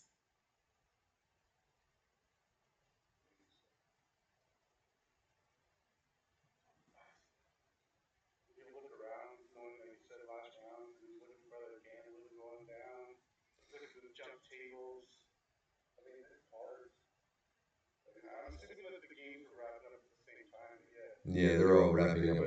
They're all wrapping up at the same time.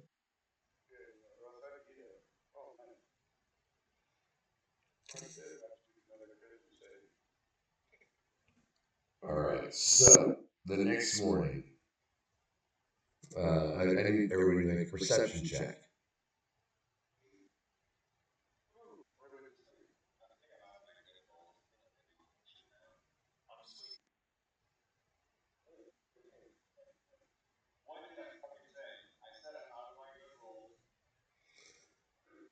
All right. So scribbles and yeah, yeah, I would say you're gonna get you would lose your levels of exhaustion for Valrith and for scribbles.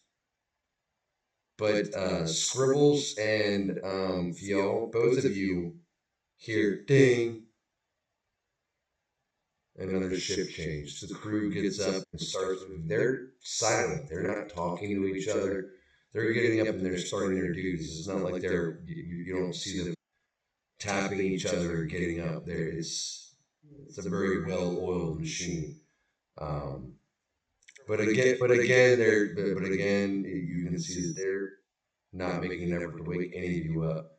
And between the two of you, you can see that the rest of your party is not waking up. They don't hear the ding.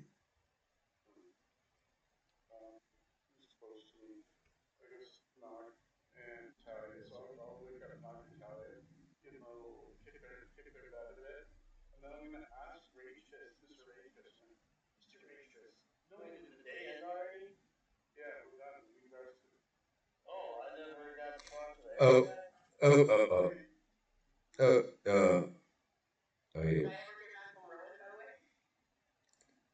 You did. You hear, "Where are you?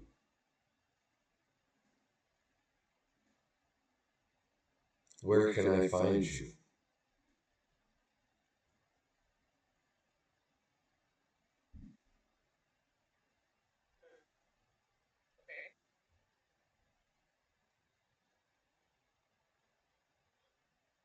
Not. What would you like to do?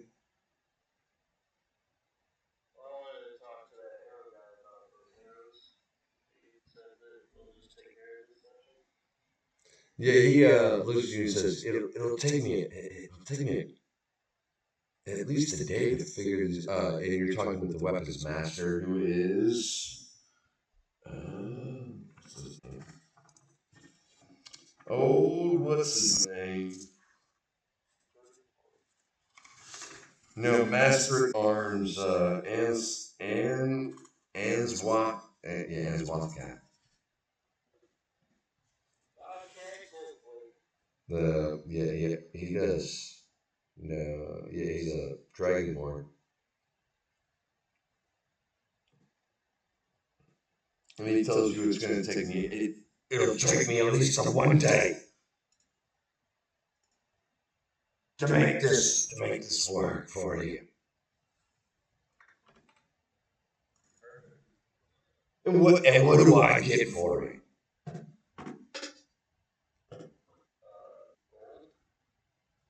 How much gold are you offering?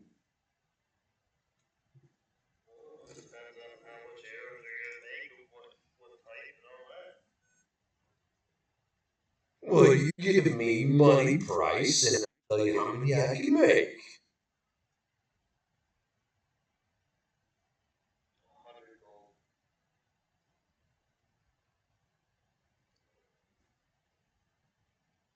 I can make 100 arrows.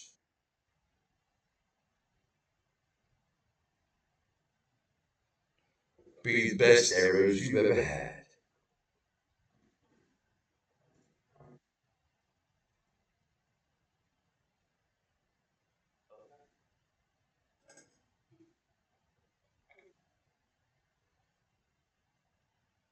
But for that many, it's going to take me like 3 days. That's a lot of work. A lot of arrowheads.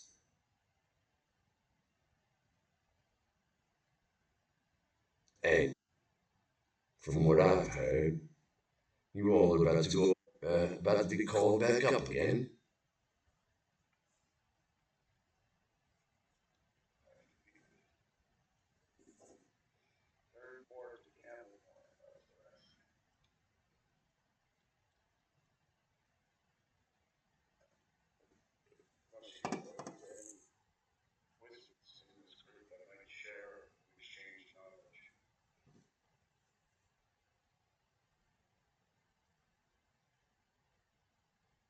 Are you there in this conversation?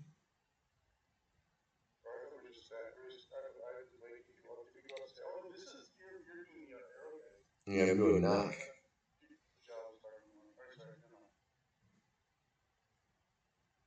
Knock. Would you like to do anything else? Well, you're gonna get for that many arrows. It's gonna take me a few days.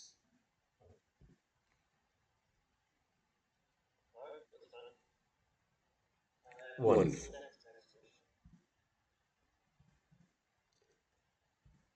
Well, like I said, I think it's gonna be calling you all up soon, especially with the boneheads coming back in all busted.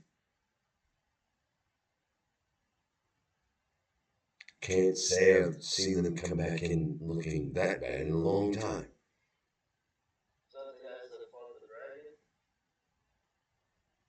They fought a dragon. They fought a drake. I mean, they've sort of, if their reports in the debriefs are true, they've faced off against quite the adversaries, liches, dragons, and they're looking pretty busted. Despite a few of them coming back in and hooting and guffawing,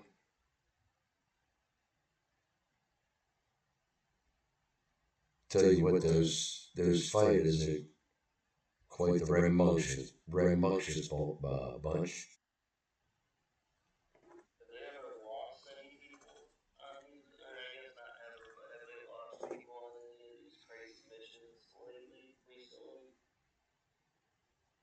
Yeah, they've lost quite a few in the past few years.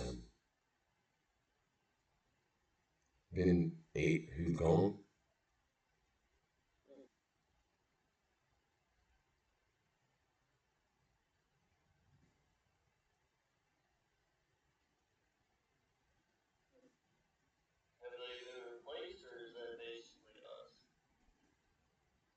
Seems like you all are the bunch.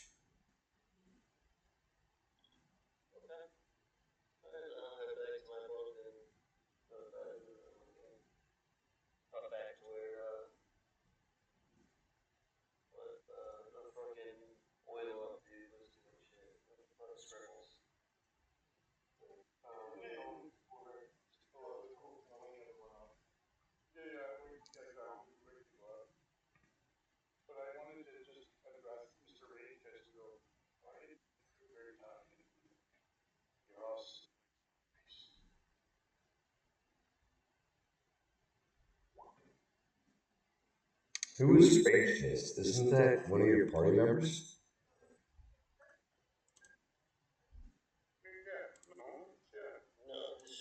Oh, yeah. Yeah, that's right. Sorry. He looks at everybody. He looks at you and says, "Why we wake up and we go to work? We go wake up, go out, eat, drink, grab coffee, go to work. I not wake you up. You not wake me up. You wake up at your time."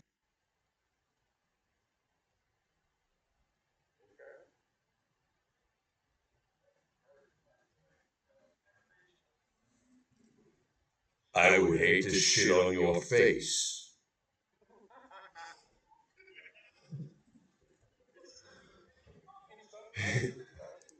He says that as he turns and walks out the door. He seems grumpy and tired, like he hears your sarcastic comment and responds with his own and walks away.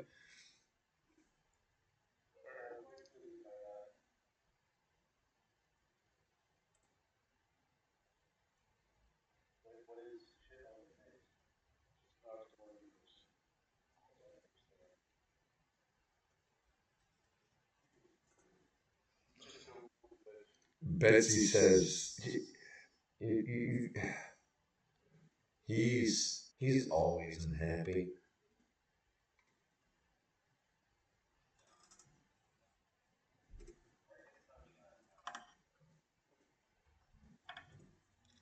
Much like some of you, rays of sunshine.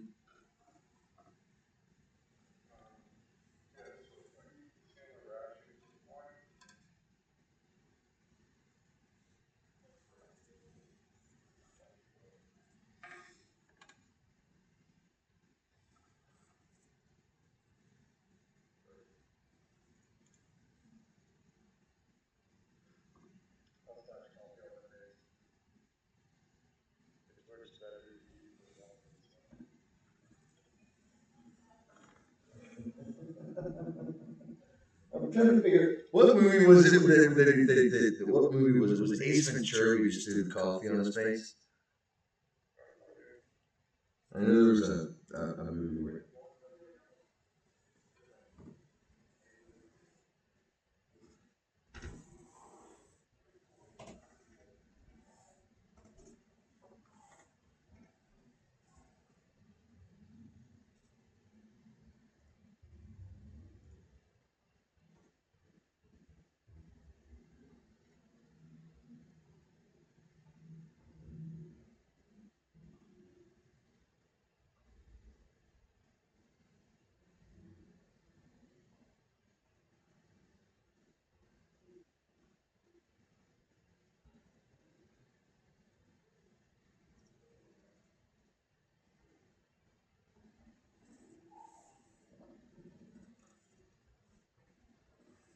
no,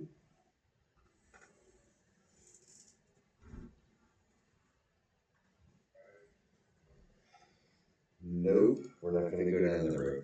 So, as you all make your way out into the and from the uh, lower gun deck up into the decks, up to the upper deck, to begin the day's work. The first mate Quincy up to all of you. Captain would like to see you all in his quarters or in the diplomatic room. Seems he's got something in mind. He's going to walk up to you, Talia, since I'm going to say you're coming down from the crow's nest.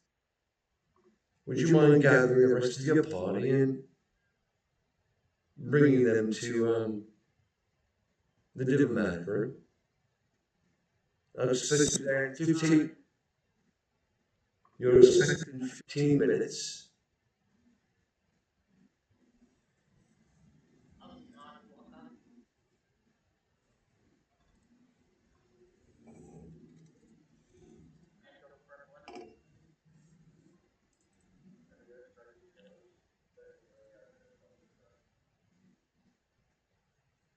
You can't even taste them, you construct weirdo.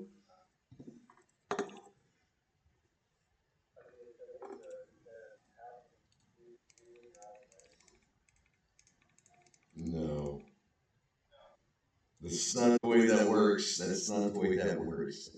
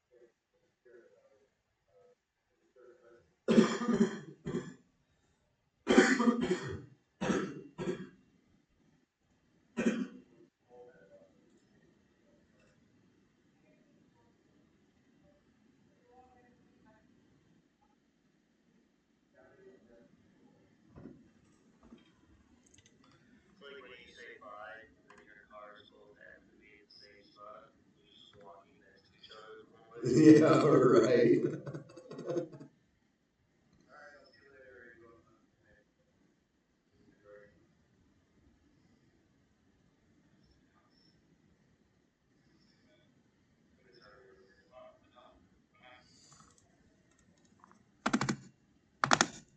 Been there, done that.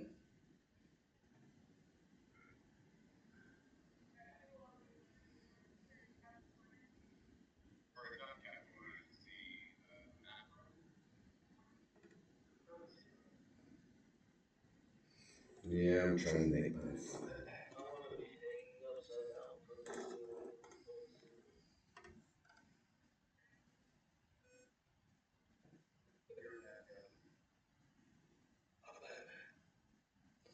I'm Batman. What makes you so different from us? I don't wear hockey pads.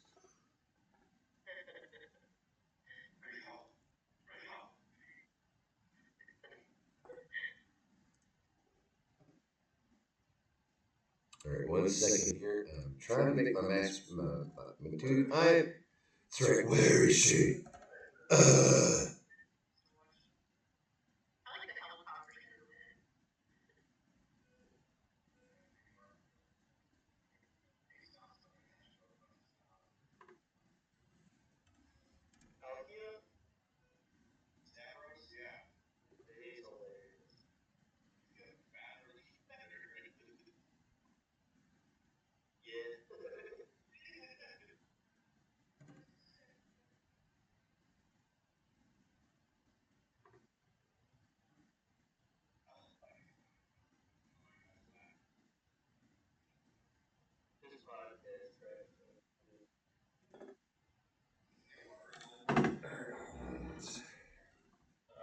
Come, come town.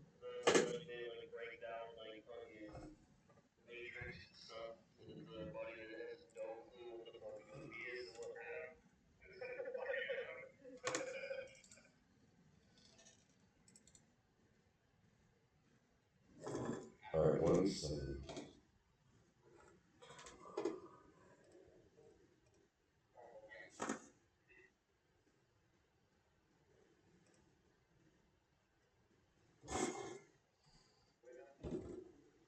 Well, I'm trying to get the map going here, but apparently I'm failing.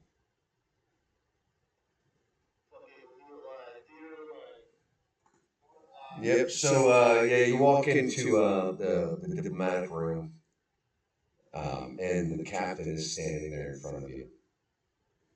Ah,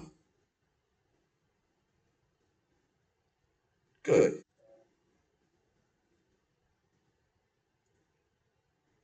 of you ready for another job?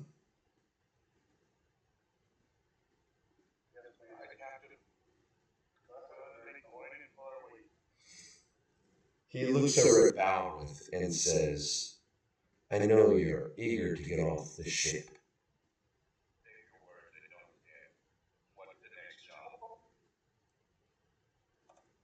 Hmm. The sooner you realize that we're more aligned than you think, the better off you'll be, boy.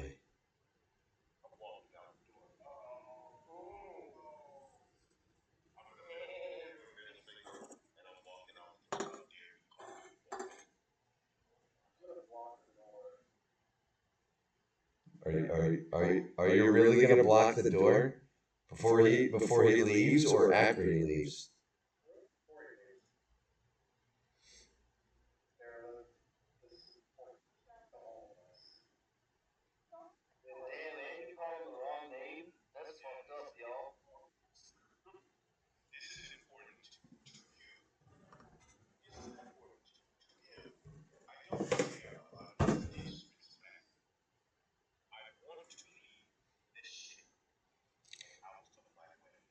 The captain, Booker Redshell, walks up to you, Valrith. And walks up very close. Walks up and whispers in your ear,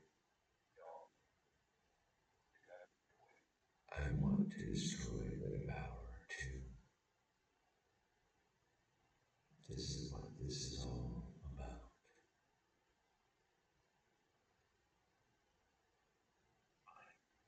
And he backs away from you. That was whispered in his ear. So all of you, please disregard your characters did not hear that. Um,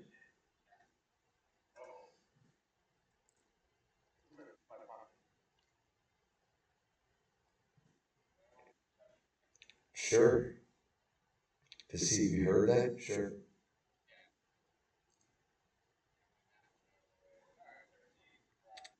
You heard you can definitely tell there was words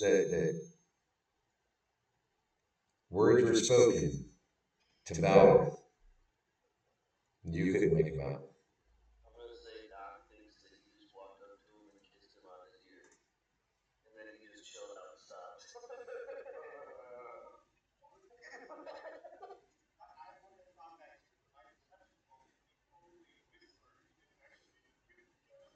That's right. There was sweet words. There was sweet words of nothing.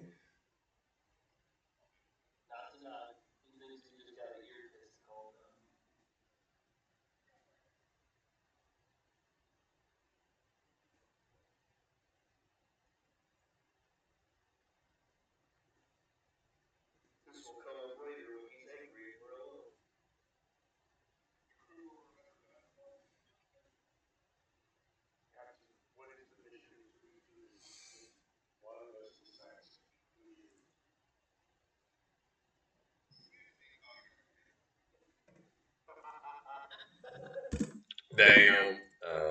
He looks at you and says, I think this will require all of you.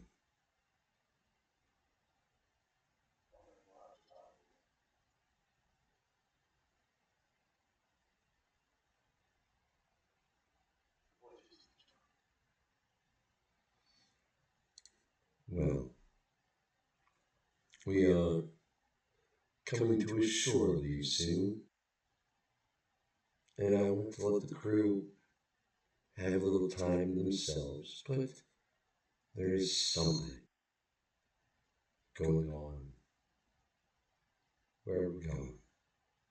I have it on good intel. What I will ask of you is to mm, enjoy the games, but inquire as to what's actually going on.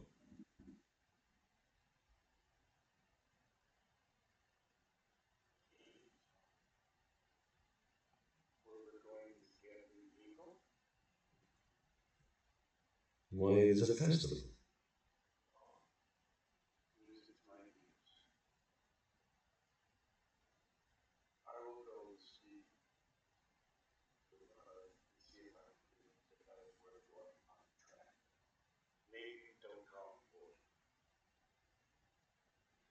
Why, you are all children to me.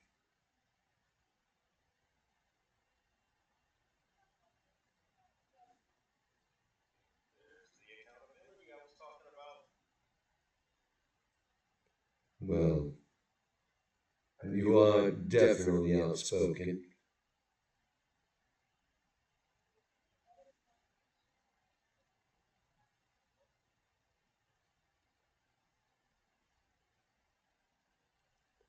Why, as with the rest of the crew, prove your worth, and you will earn respect. Respect is not given, it is earned, correct?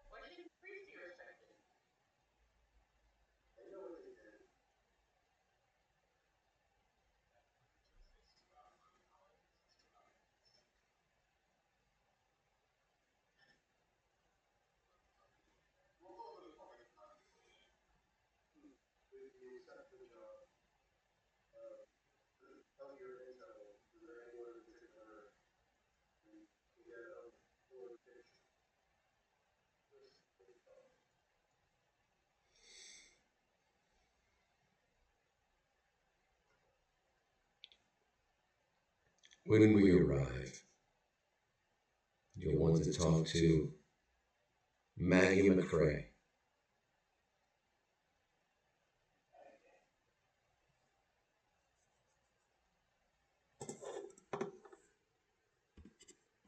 Maggie McCrae.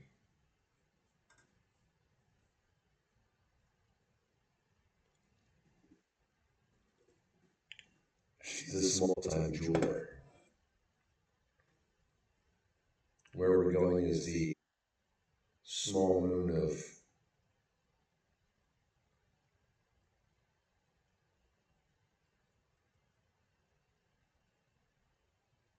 Lowling.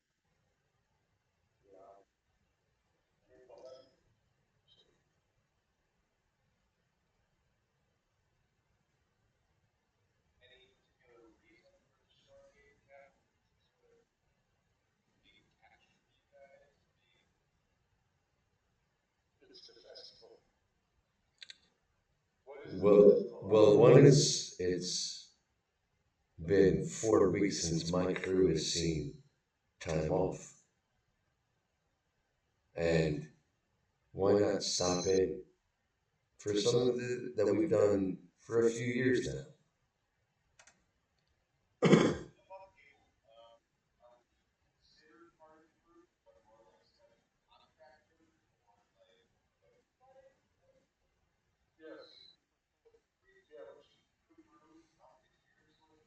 Yeah, you're like junior crew at this point.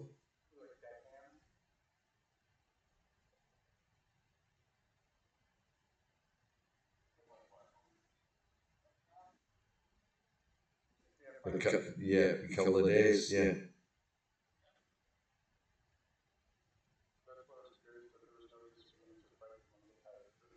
You did not see any. You did see some like squabbles and like you know what I mean, a couple of fuck yous here and there, like when they're like you know what I mean, like when while you guys were playing dice during the card game, there was a couple of fuck yous, and you can see amongst the other people that were having conversations, disagreements, but it's like an agree to disagree, or oh, we've had too much to drink and we're, you know what I mean? Like, it's been a long day. We've been drinking and, you know, we're going to bed, sort of thing. Like you would see amongst any sort of community, you know what I mean? Like, Bob doesn't always get along with fucking Glenn down the street, you know what I mean? Like, one night it'd be like, dude, they're,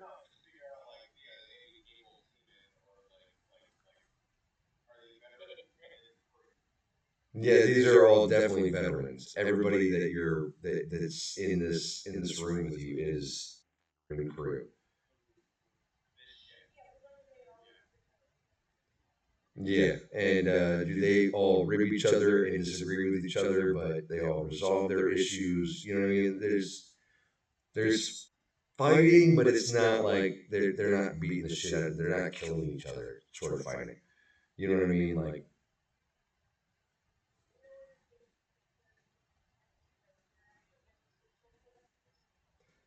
you do notice one that Cole staff is definitely antisocial as fuck and doesn't deal with anybody.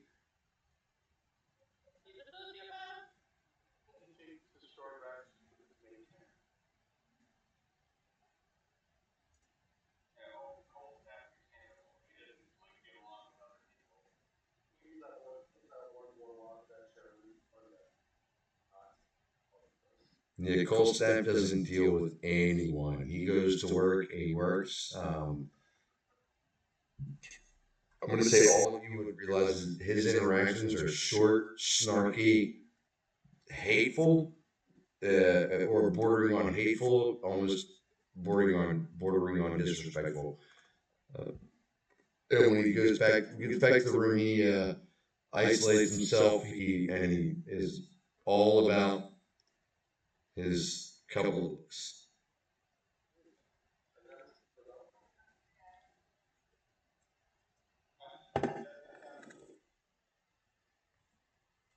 Well, it all depends on if you're willing to help me out, right? Help out the crew. You have you have a few hours to prepare. Make sure you're ready. Um, Quincy will come down and gather you.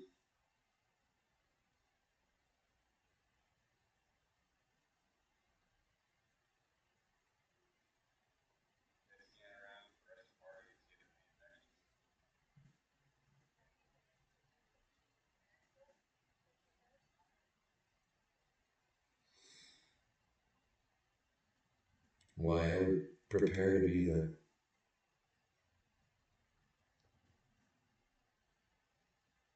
best unit you all can be. You all are going to be what each other has, right? You should learn to work with each other. Strengths, weaknesses. Even if you may hate your position. And he looks at Albert. You do have to realize that a position is a position. You can change your position, but you should learn to work with each other. Can never accomplish your goals individually.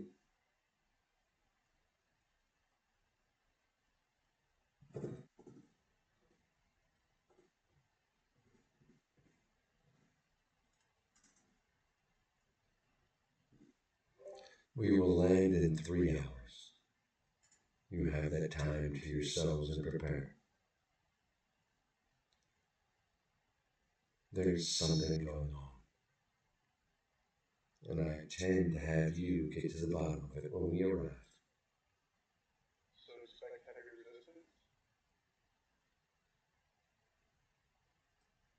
No, it is a festival, but there is something different, off.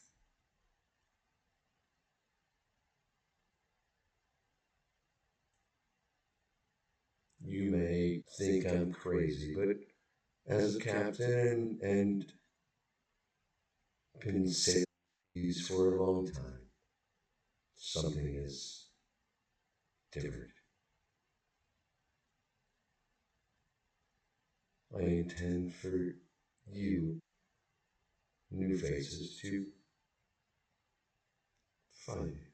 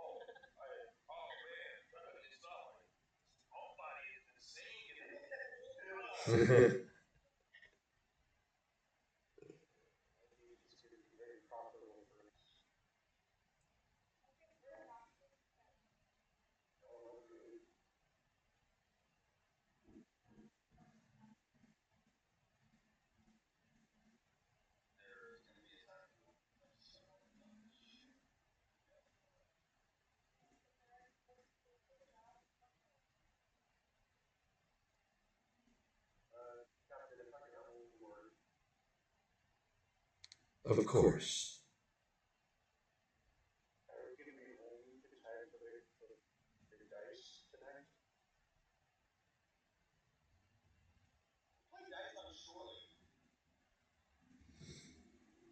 The captain looks at you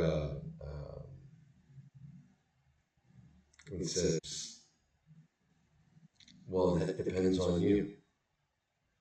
I do hope so. And in one piece.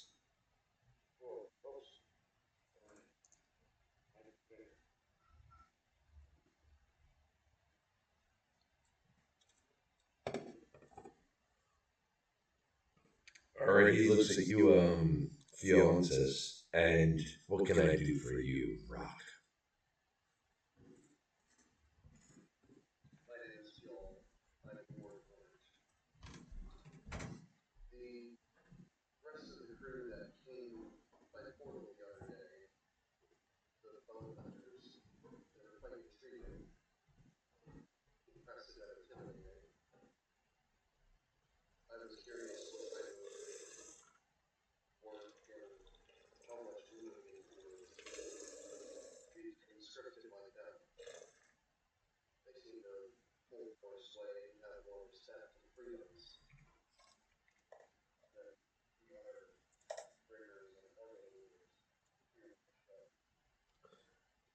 The captain, the captain looks at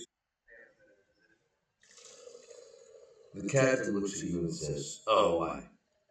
Everyone on this ship has equal say, from cargo to crew to riggers to everything. Everyone has equal say. I mean, I do have a command crew for a reason, but everyone is allowed their open voice. Freedom of speech is not impeded here."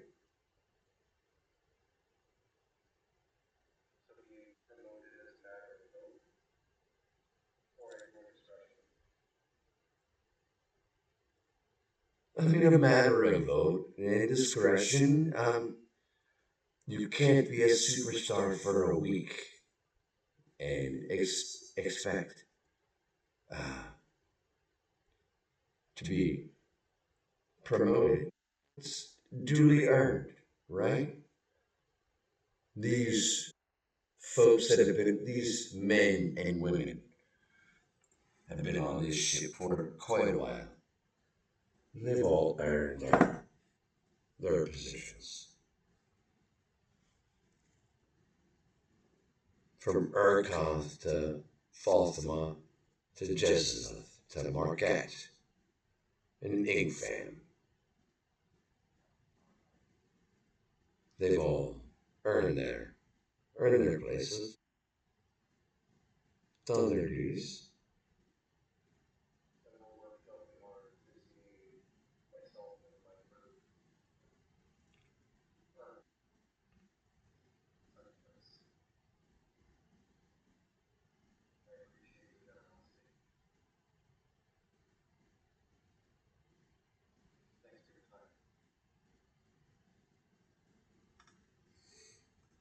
He leans back and says, "Well,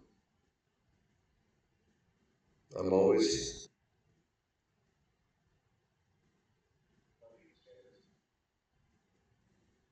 be ready in the morning."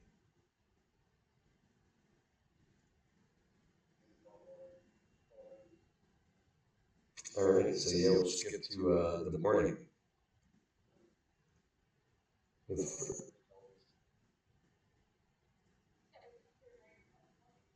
Yeah. So yeah, as you come out of the room, um, the rest of your party shows up because I think everybody was woken up, and as you feel as you walk out of the door, and the door closes, and you see the rest of your party, the door reopens, and that same figure is standing there, uh, reporting for duty,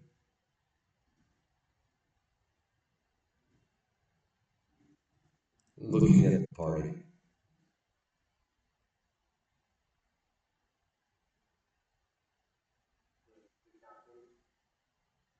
It is the captain, yes.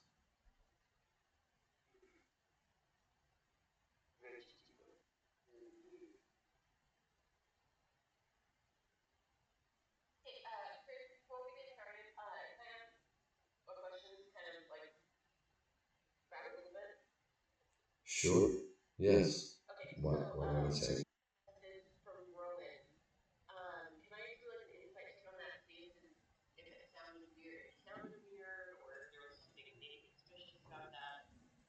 Sure.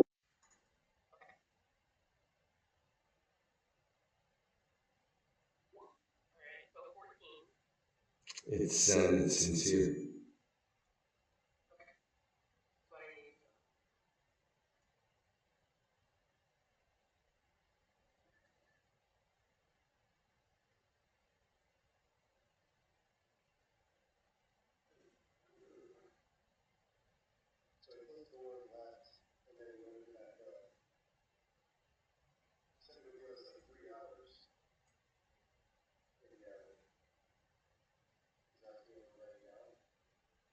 And then you have 3 hours before the ship docks.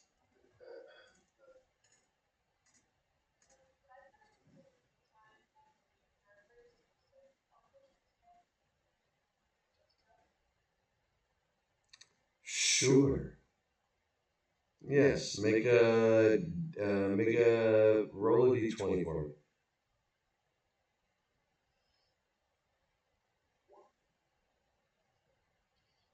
You make 2 healing potions. Just regular healing potions, like bottom tier. But yeah.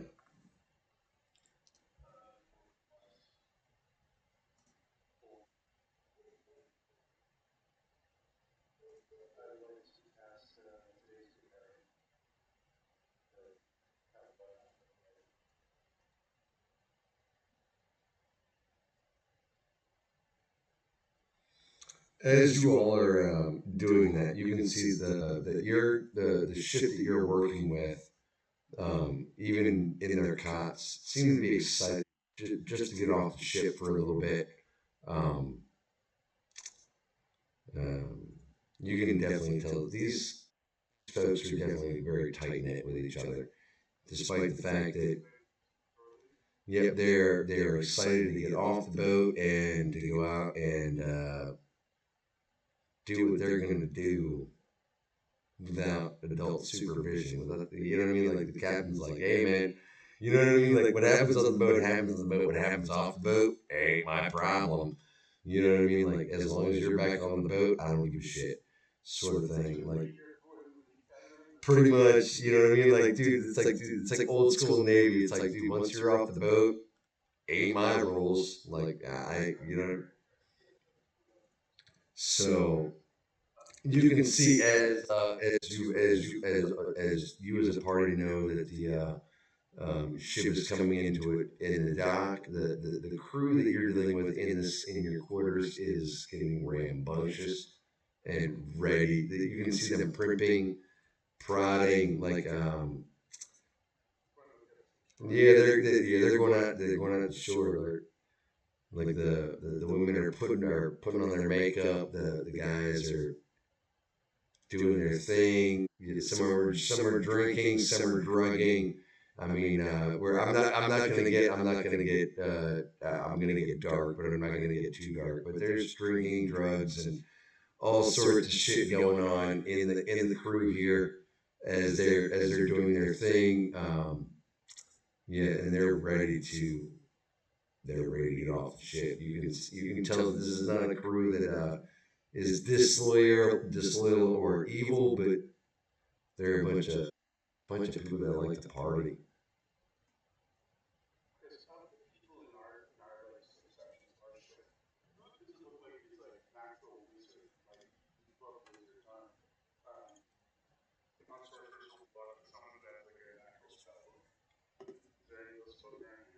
There is, and that would be.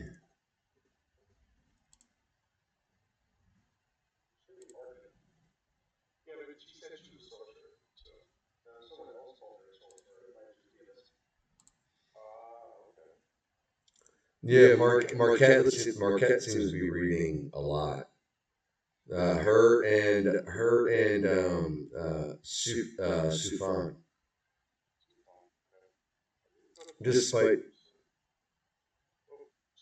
I was gonna say, despite the fact that she's got an attitude and very punky and yeah,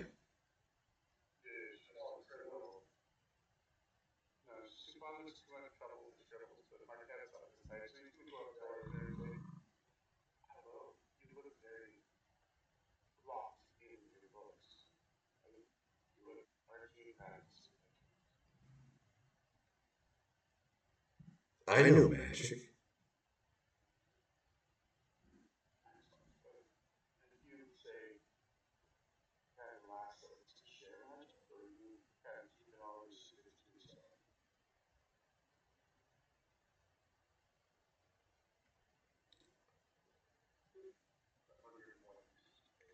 She looks at you and says, "Why would I share my magic in a first conversation?"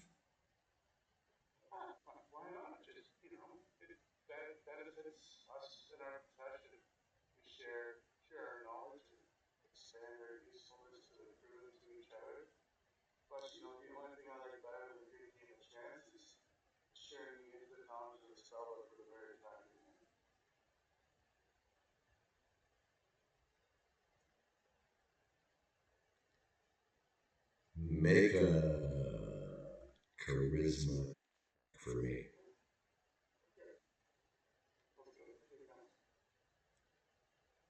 Well, she looks at you and says, um, "Well, maybe you might have something interesting in your spell books that maybe we could have a conversation about."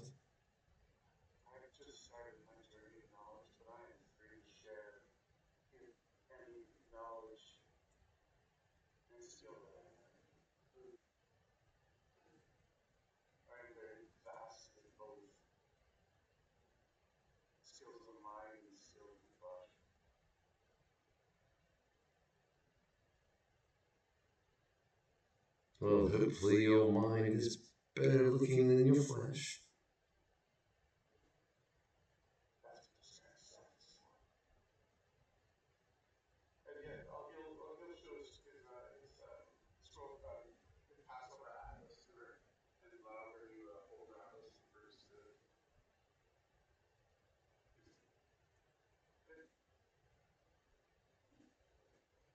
And she's gonna look at you.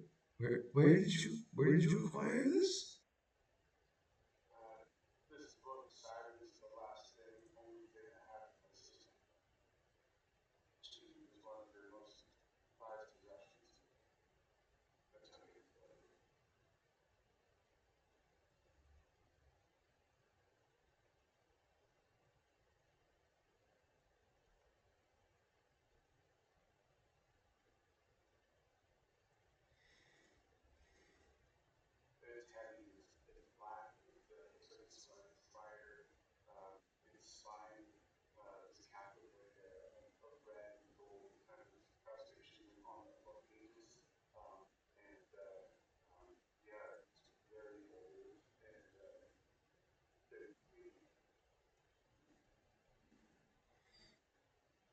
You are quite unique, aren't you?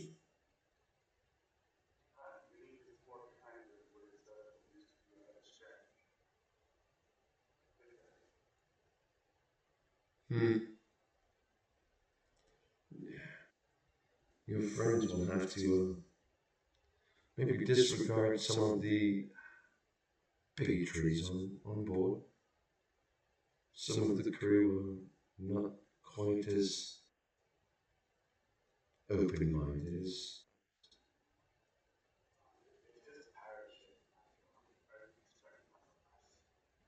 Well, we're not pirates. We're, an assemb- we're assembling an army.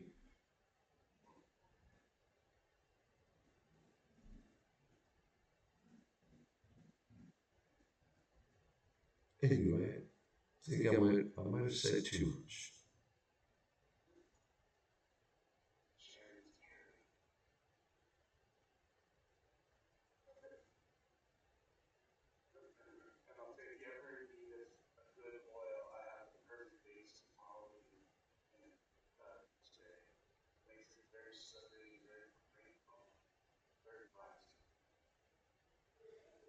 If you touch me with any of, if you come up to me with oil in your hand, I will light it on fire.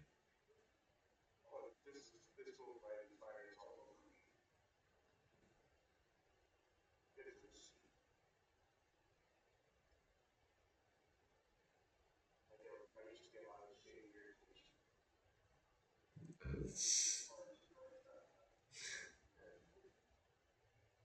she's gonna light you on fire. She's gonna light you on fire. All right.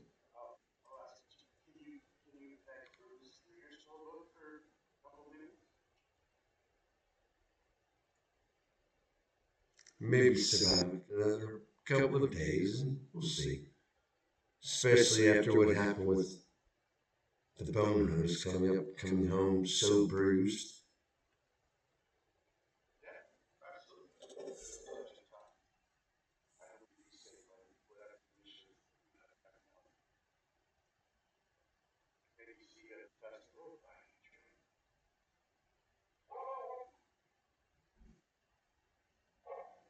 I would enjoy that.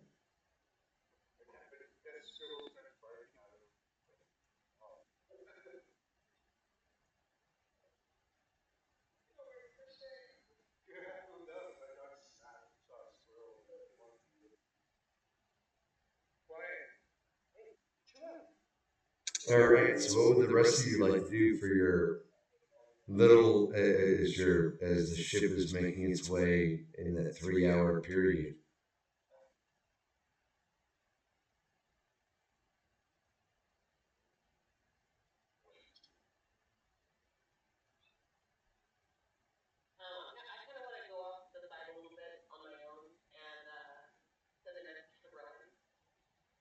Okay.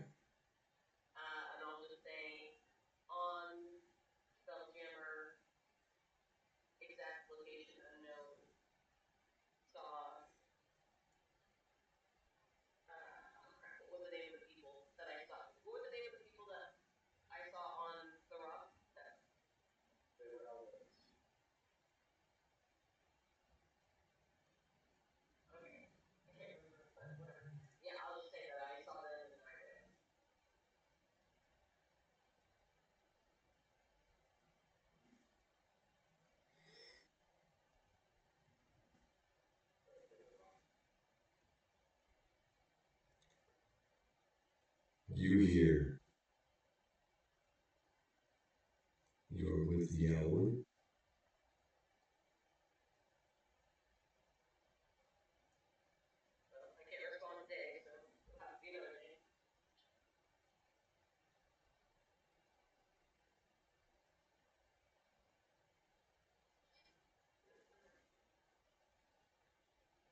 All right. Does anybody else want to do anything before we? All right.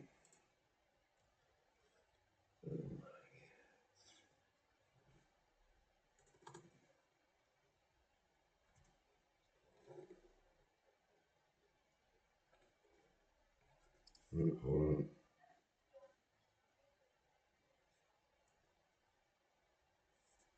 From what you gather, there is going to be no one left behind.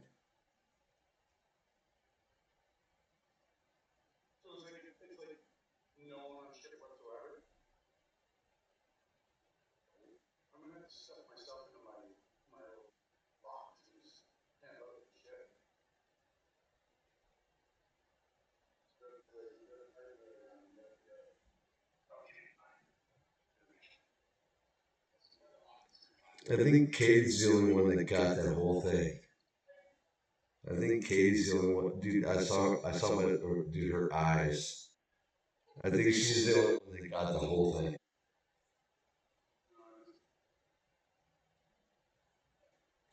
Maybe I'm wrong, but dude, when I said what I said, she was like, wait, what?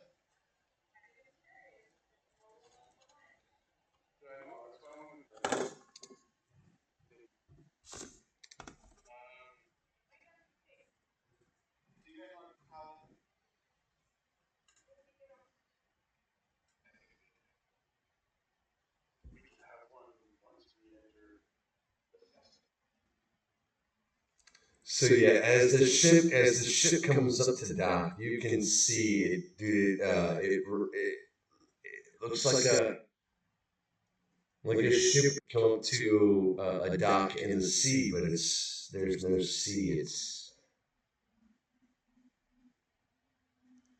the actual sea, and you can see the excitement of the crew as you pull up to this. It looks like a massive island. I guess would be the right way to put it, but it's not.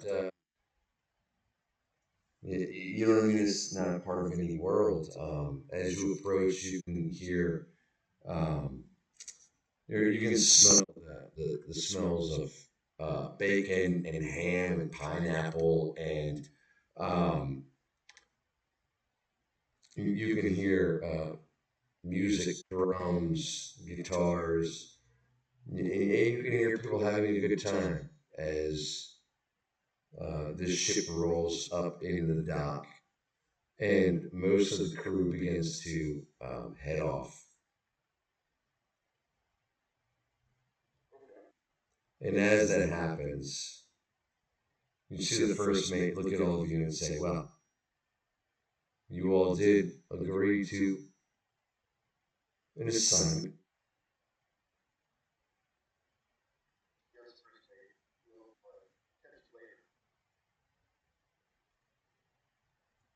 What do you mean?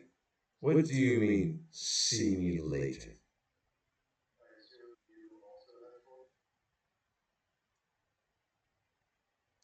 No, what I'm here to do is make sure you're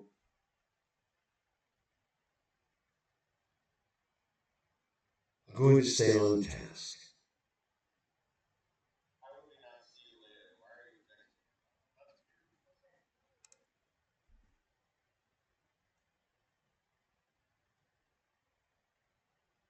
I shall follow behind.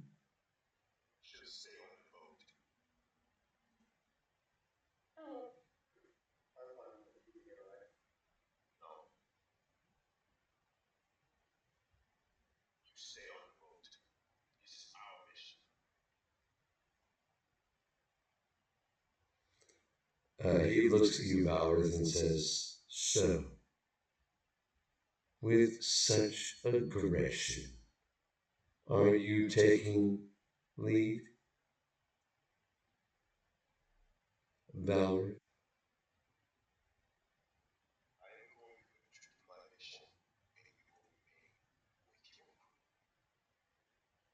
Well, then, it seems that your point man has been or assigned himself.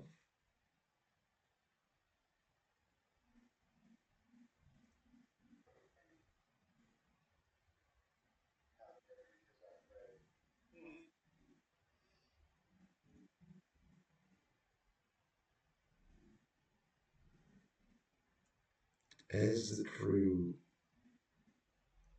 is doing, there's something wrong here. We must.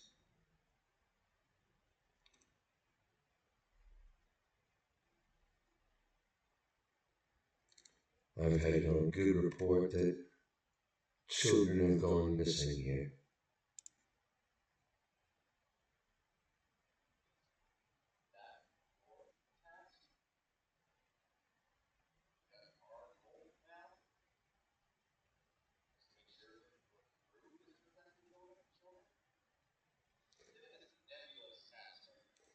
What I'm asking is if children are missing here, to find them and to find out why. While my crew is on leave, you maybe find a way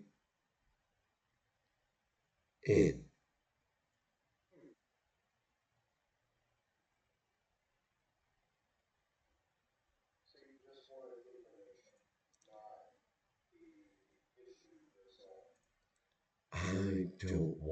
I don't want children to go missing more.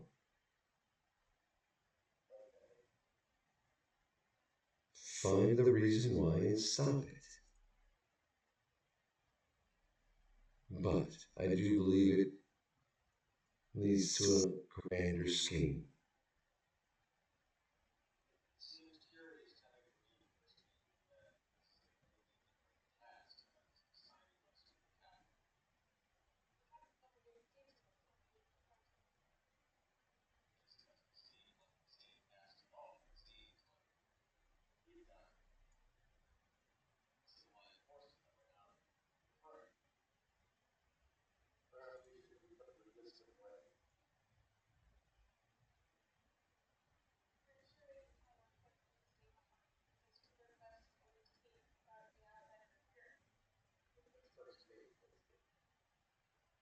I will allow you all to act on your own accord, and I will not accompany you.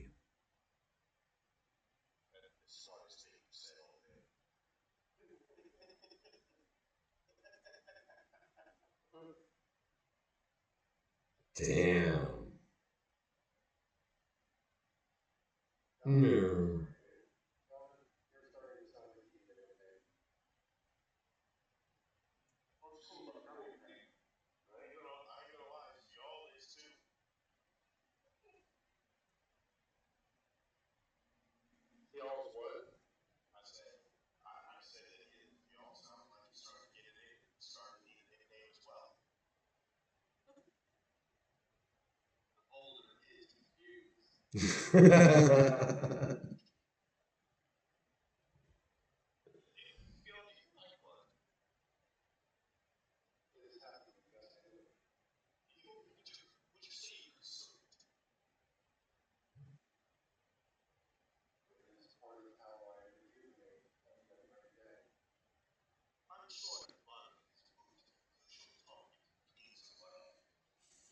Oh my god.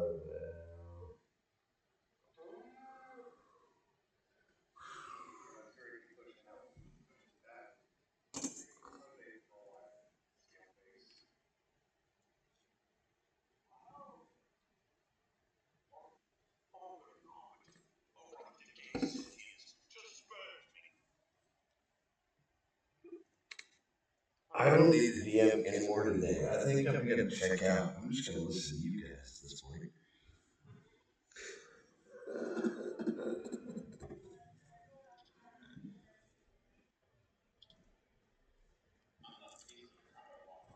Yeah, this is the first 15 minutes of a couple of hours. Like, you guys are.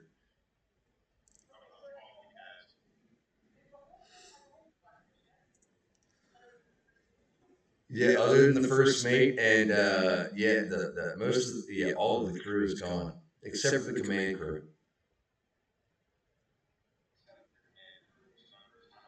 Nine. Nine. There is nine of them.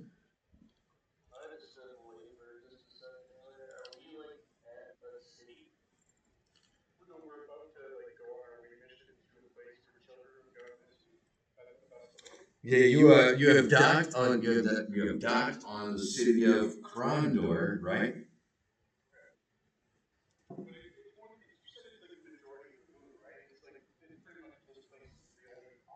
Yeah.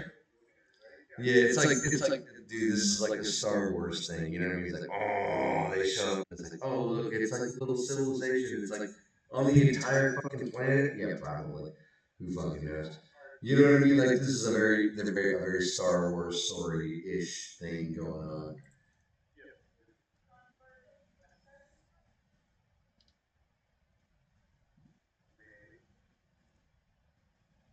Make a history check.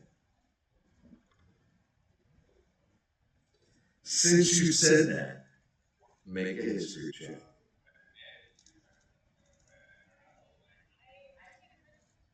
You know what? You know what? You know what? I'll give you advantage on that. Go for it.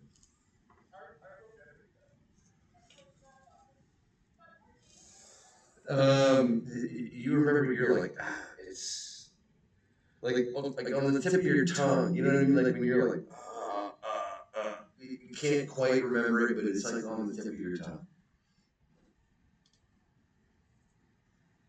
Something about where you're landing seems familiar, but you just can't quite fucking put your finger down on it.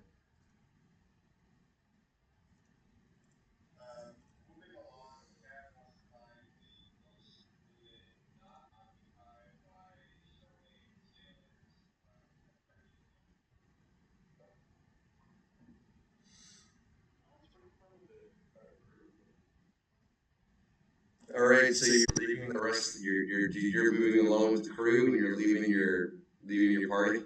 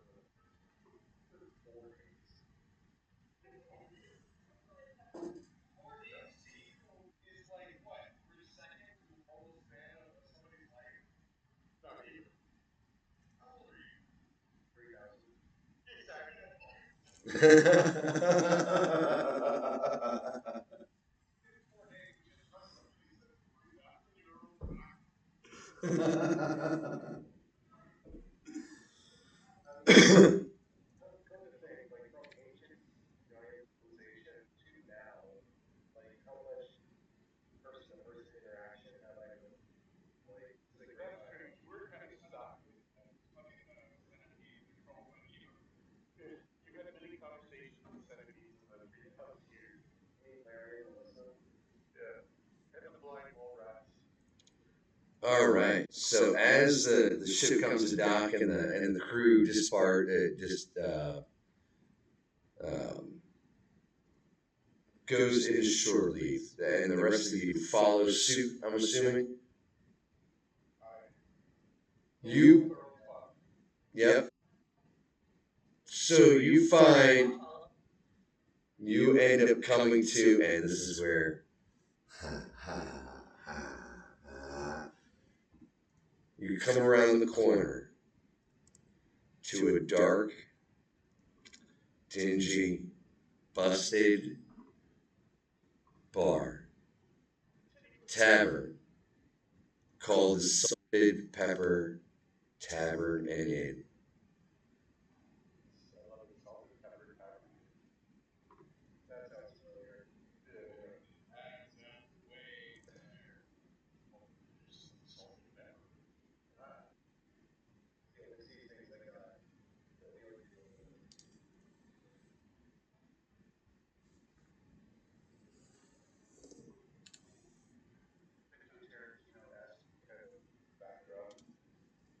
Sort of. Sort of. Oh, it's about to get wild.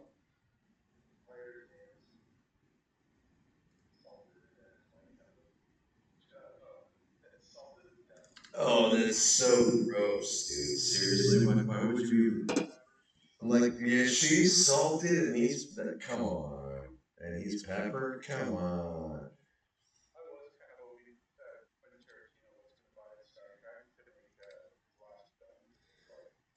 dude.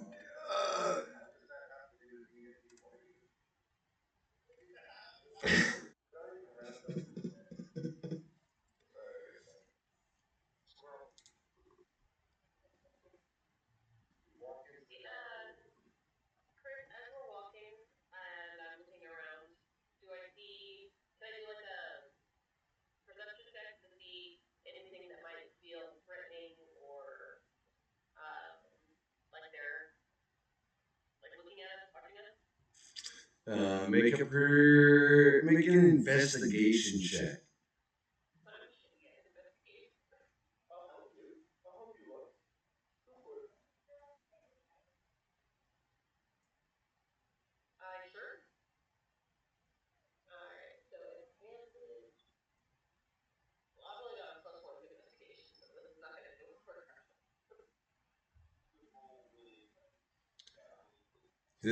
This session will have no combat, but the next session is going to be fucking wild for you guys. I'm sorry.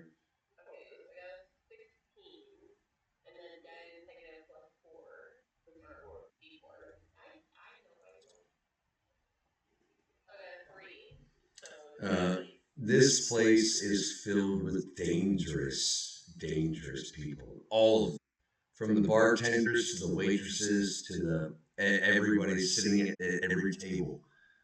This is a place of these are not people to be fucked with.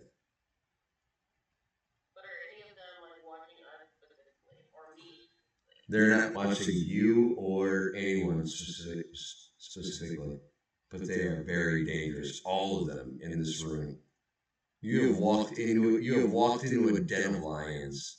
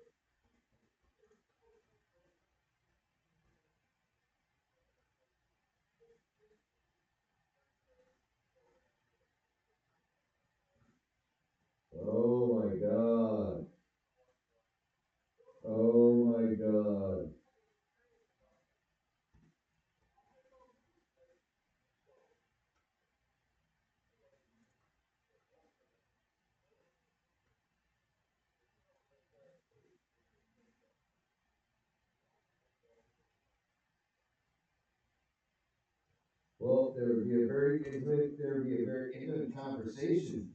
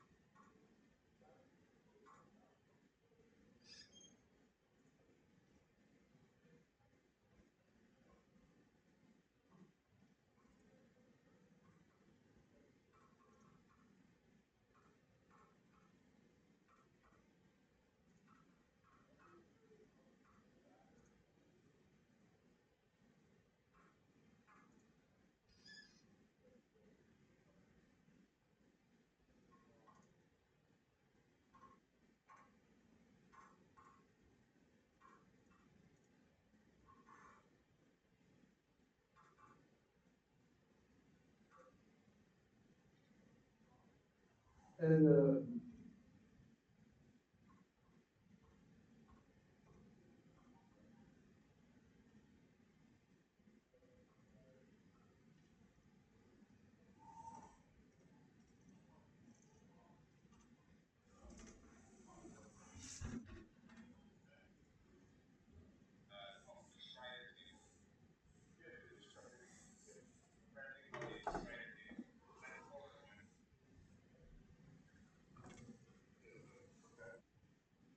all right, and the bartender walks up.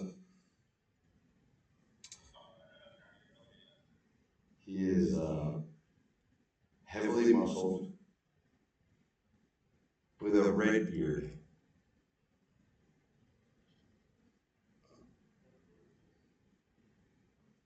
He is wearing a beanie cap.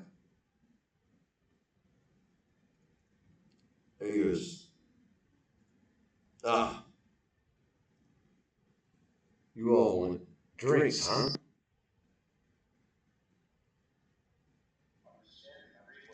The name is the name is Whiskey Jack.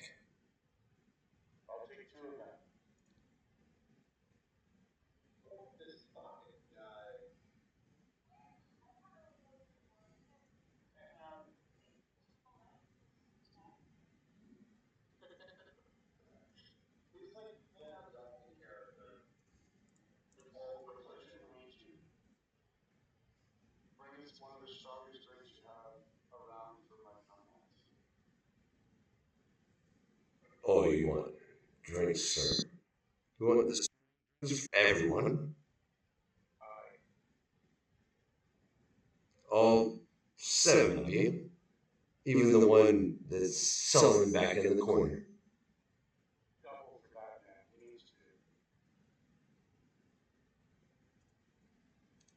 That'll be 2 silver apiece.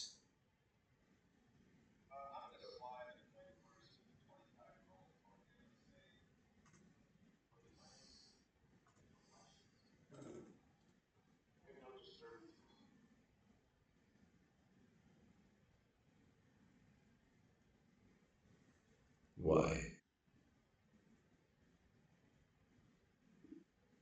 Silence of the room.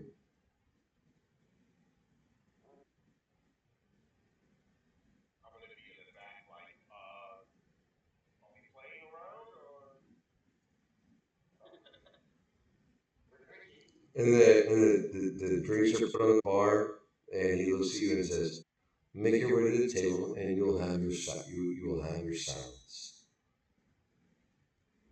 15 minutes."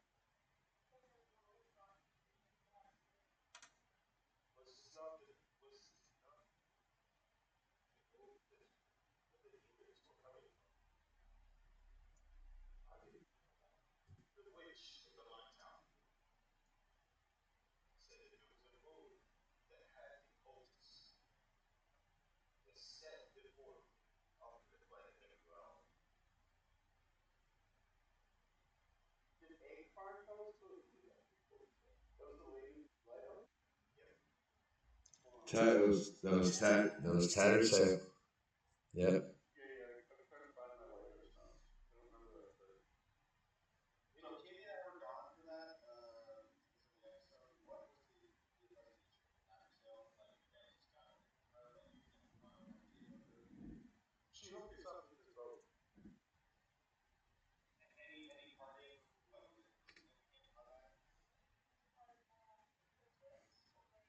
Yeah, it was. Yeah, it was. Yeah, it was definitely good terms. Definitely good terms.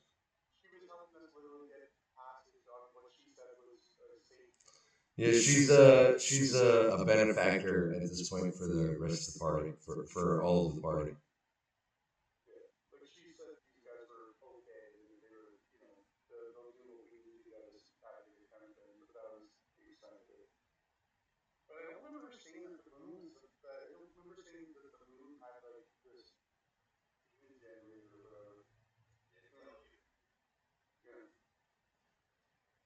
No, she didn't tell you. You guys have been on the road for a couple of days now.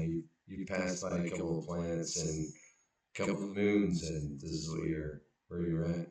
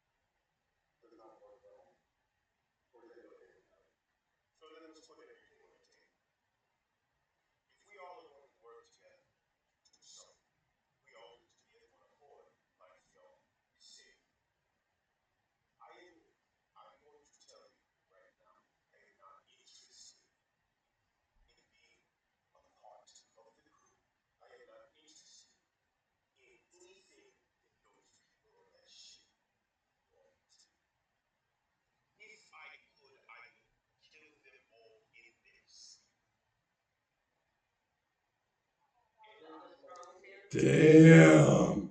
Damn. Wow. Okay.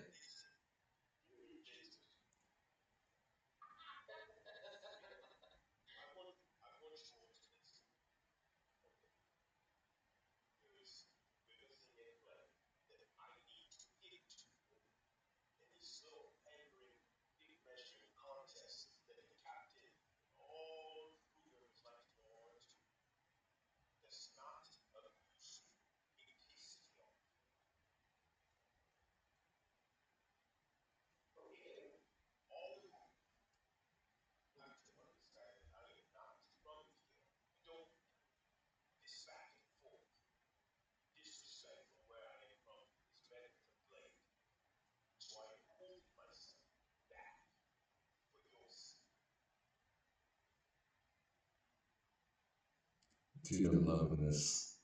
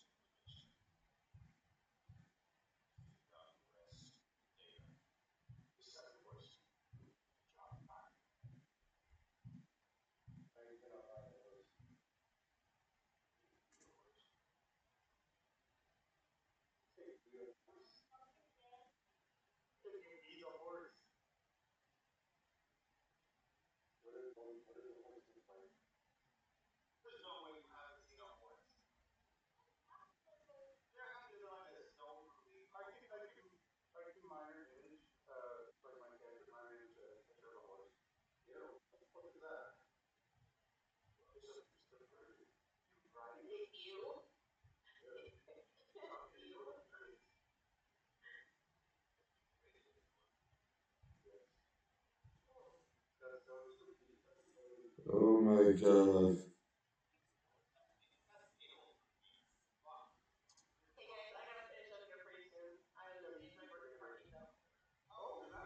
Oh yeah, happy birthday again. Yeah.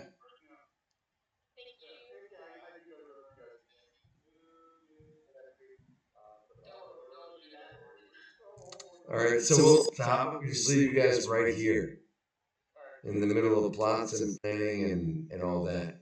We're just gonna leave you guys right here until next Sunday. Dude, I love hanging out with you. I love hanging out with you guys on Sundays. You guys are fucking the highlight of my week. I am not even gonna lie. Like seeing you guys every Sunday like makes me happy. I'll see you guys next week.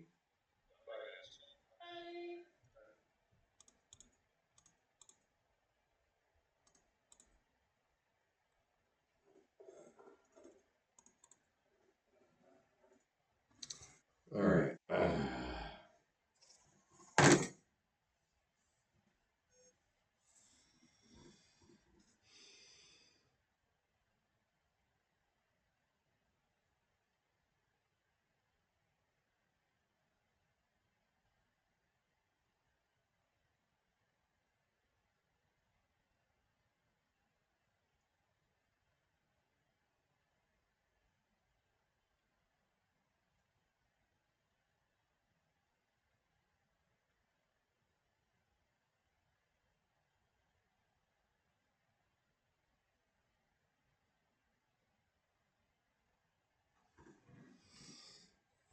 Oh shit. Fucking time.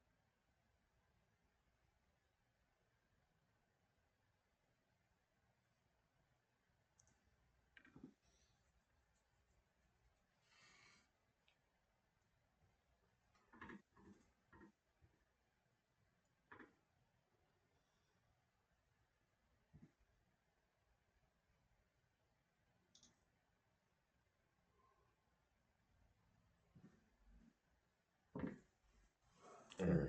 So,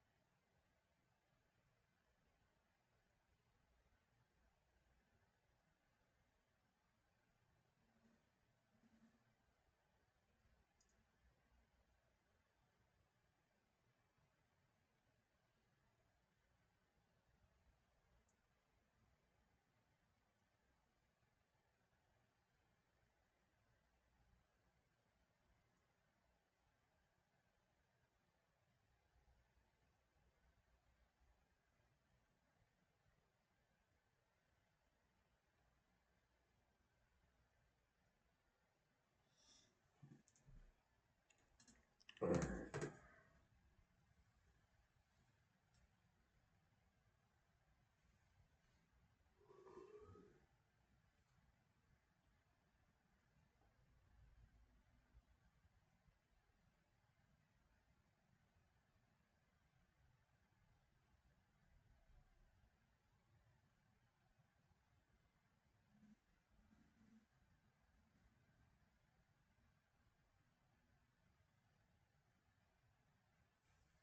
All right. Let's make it.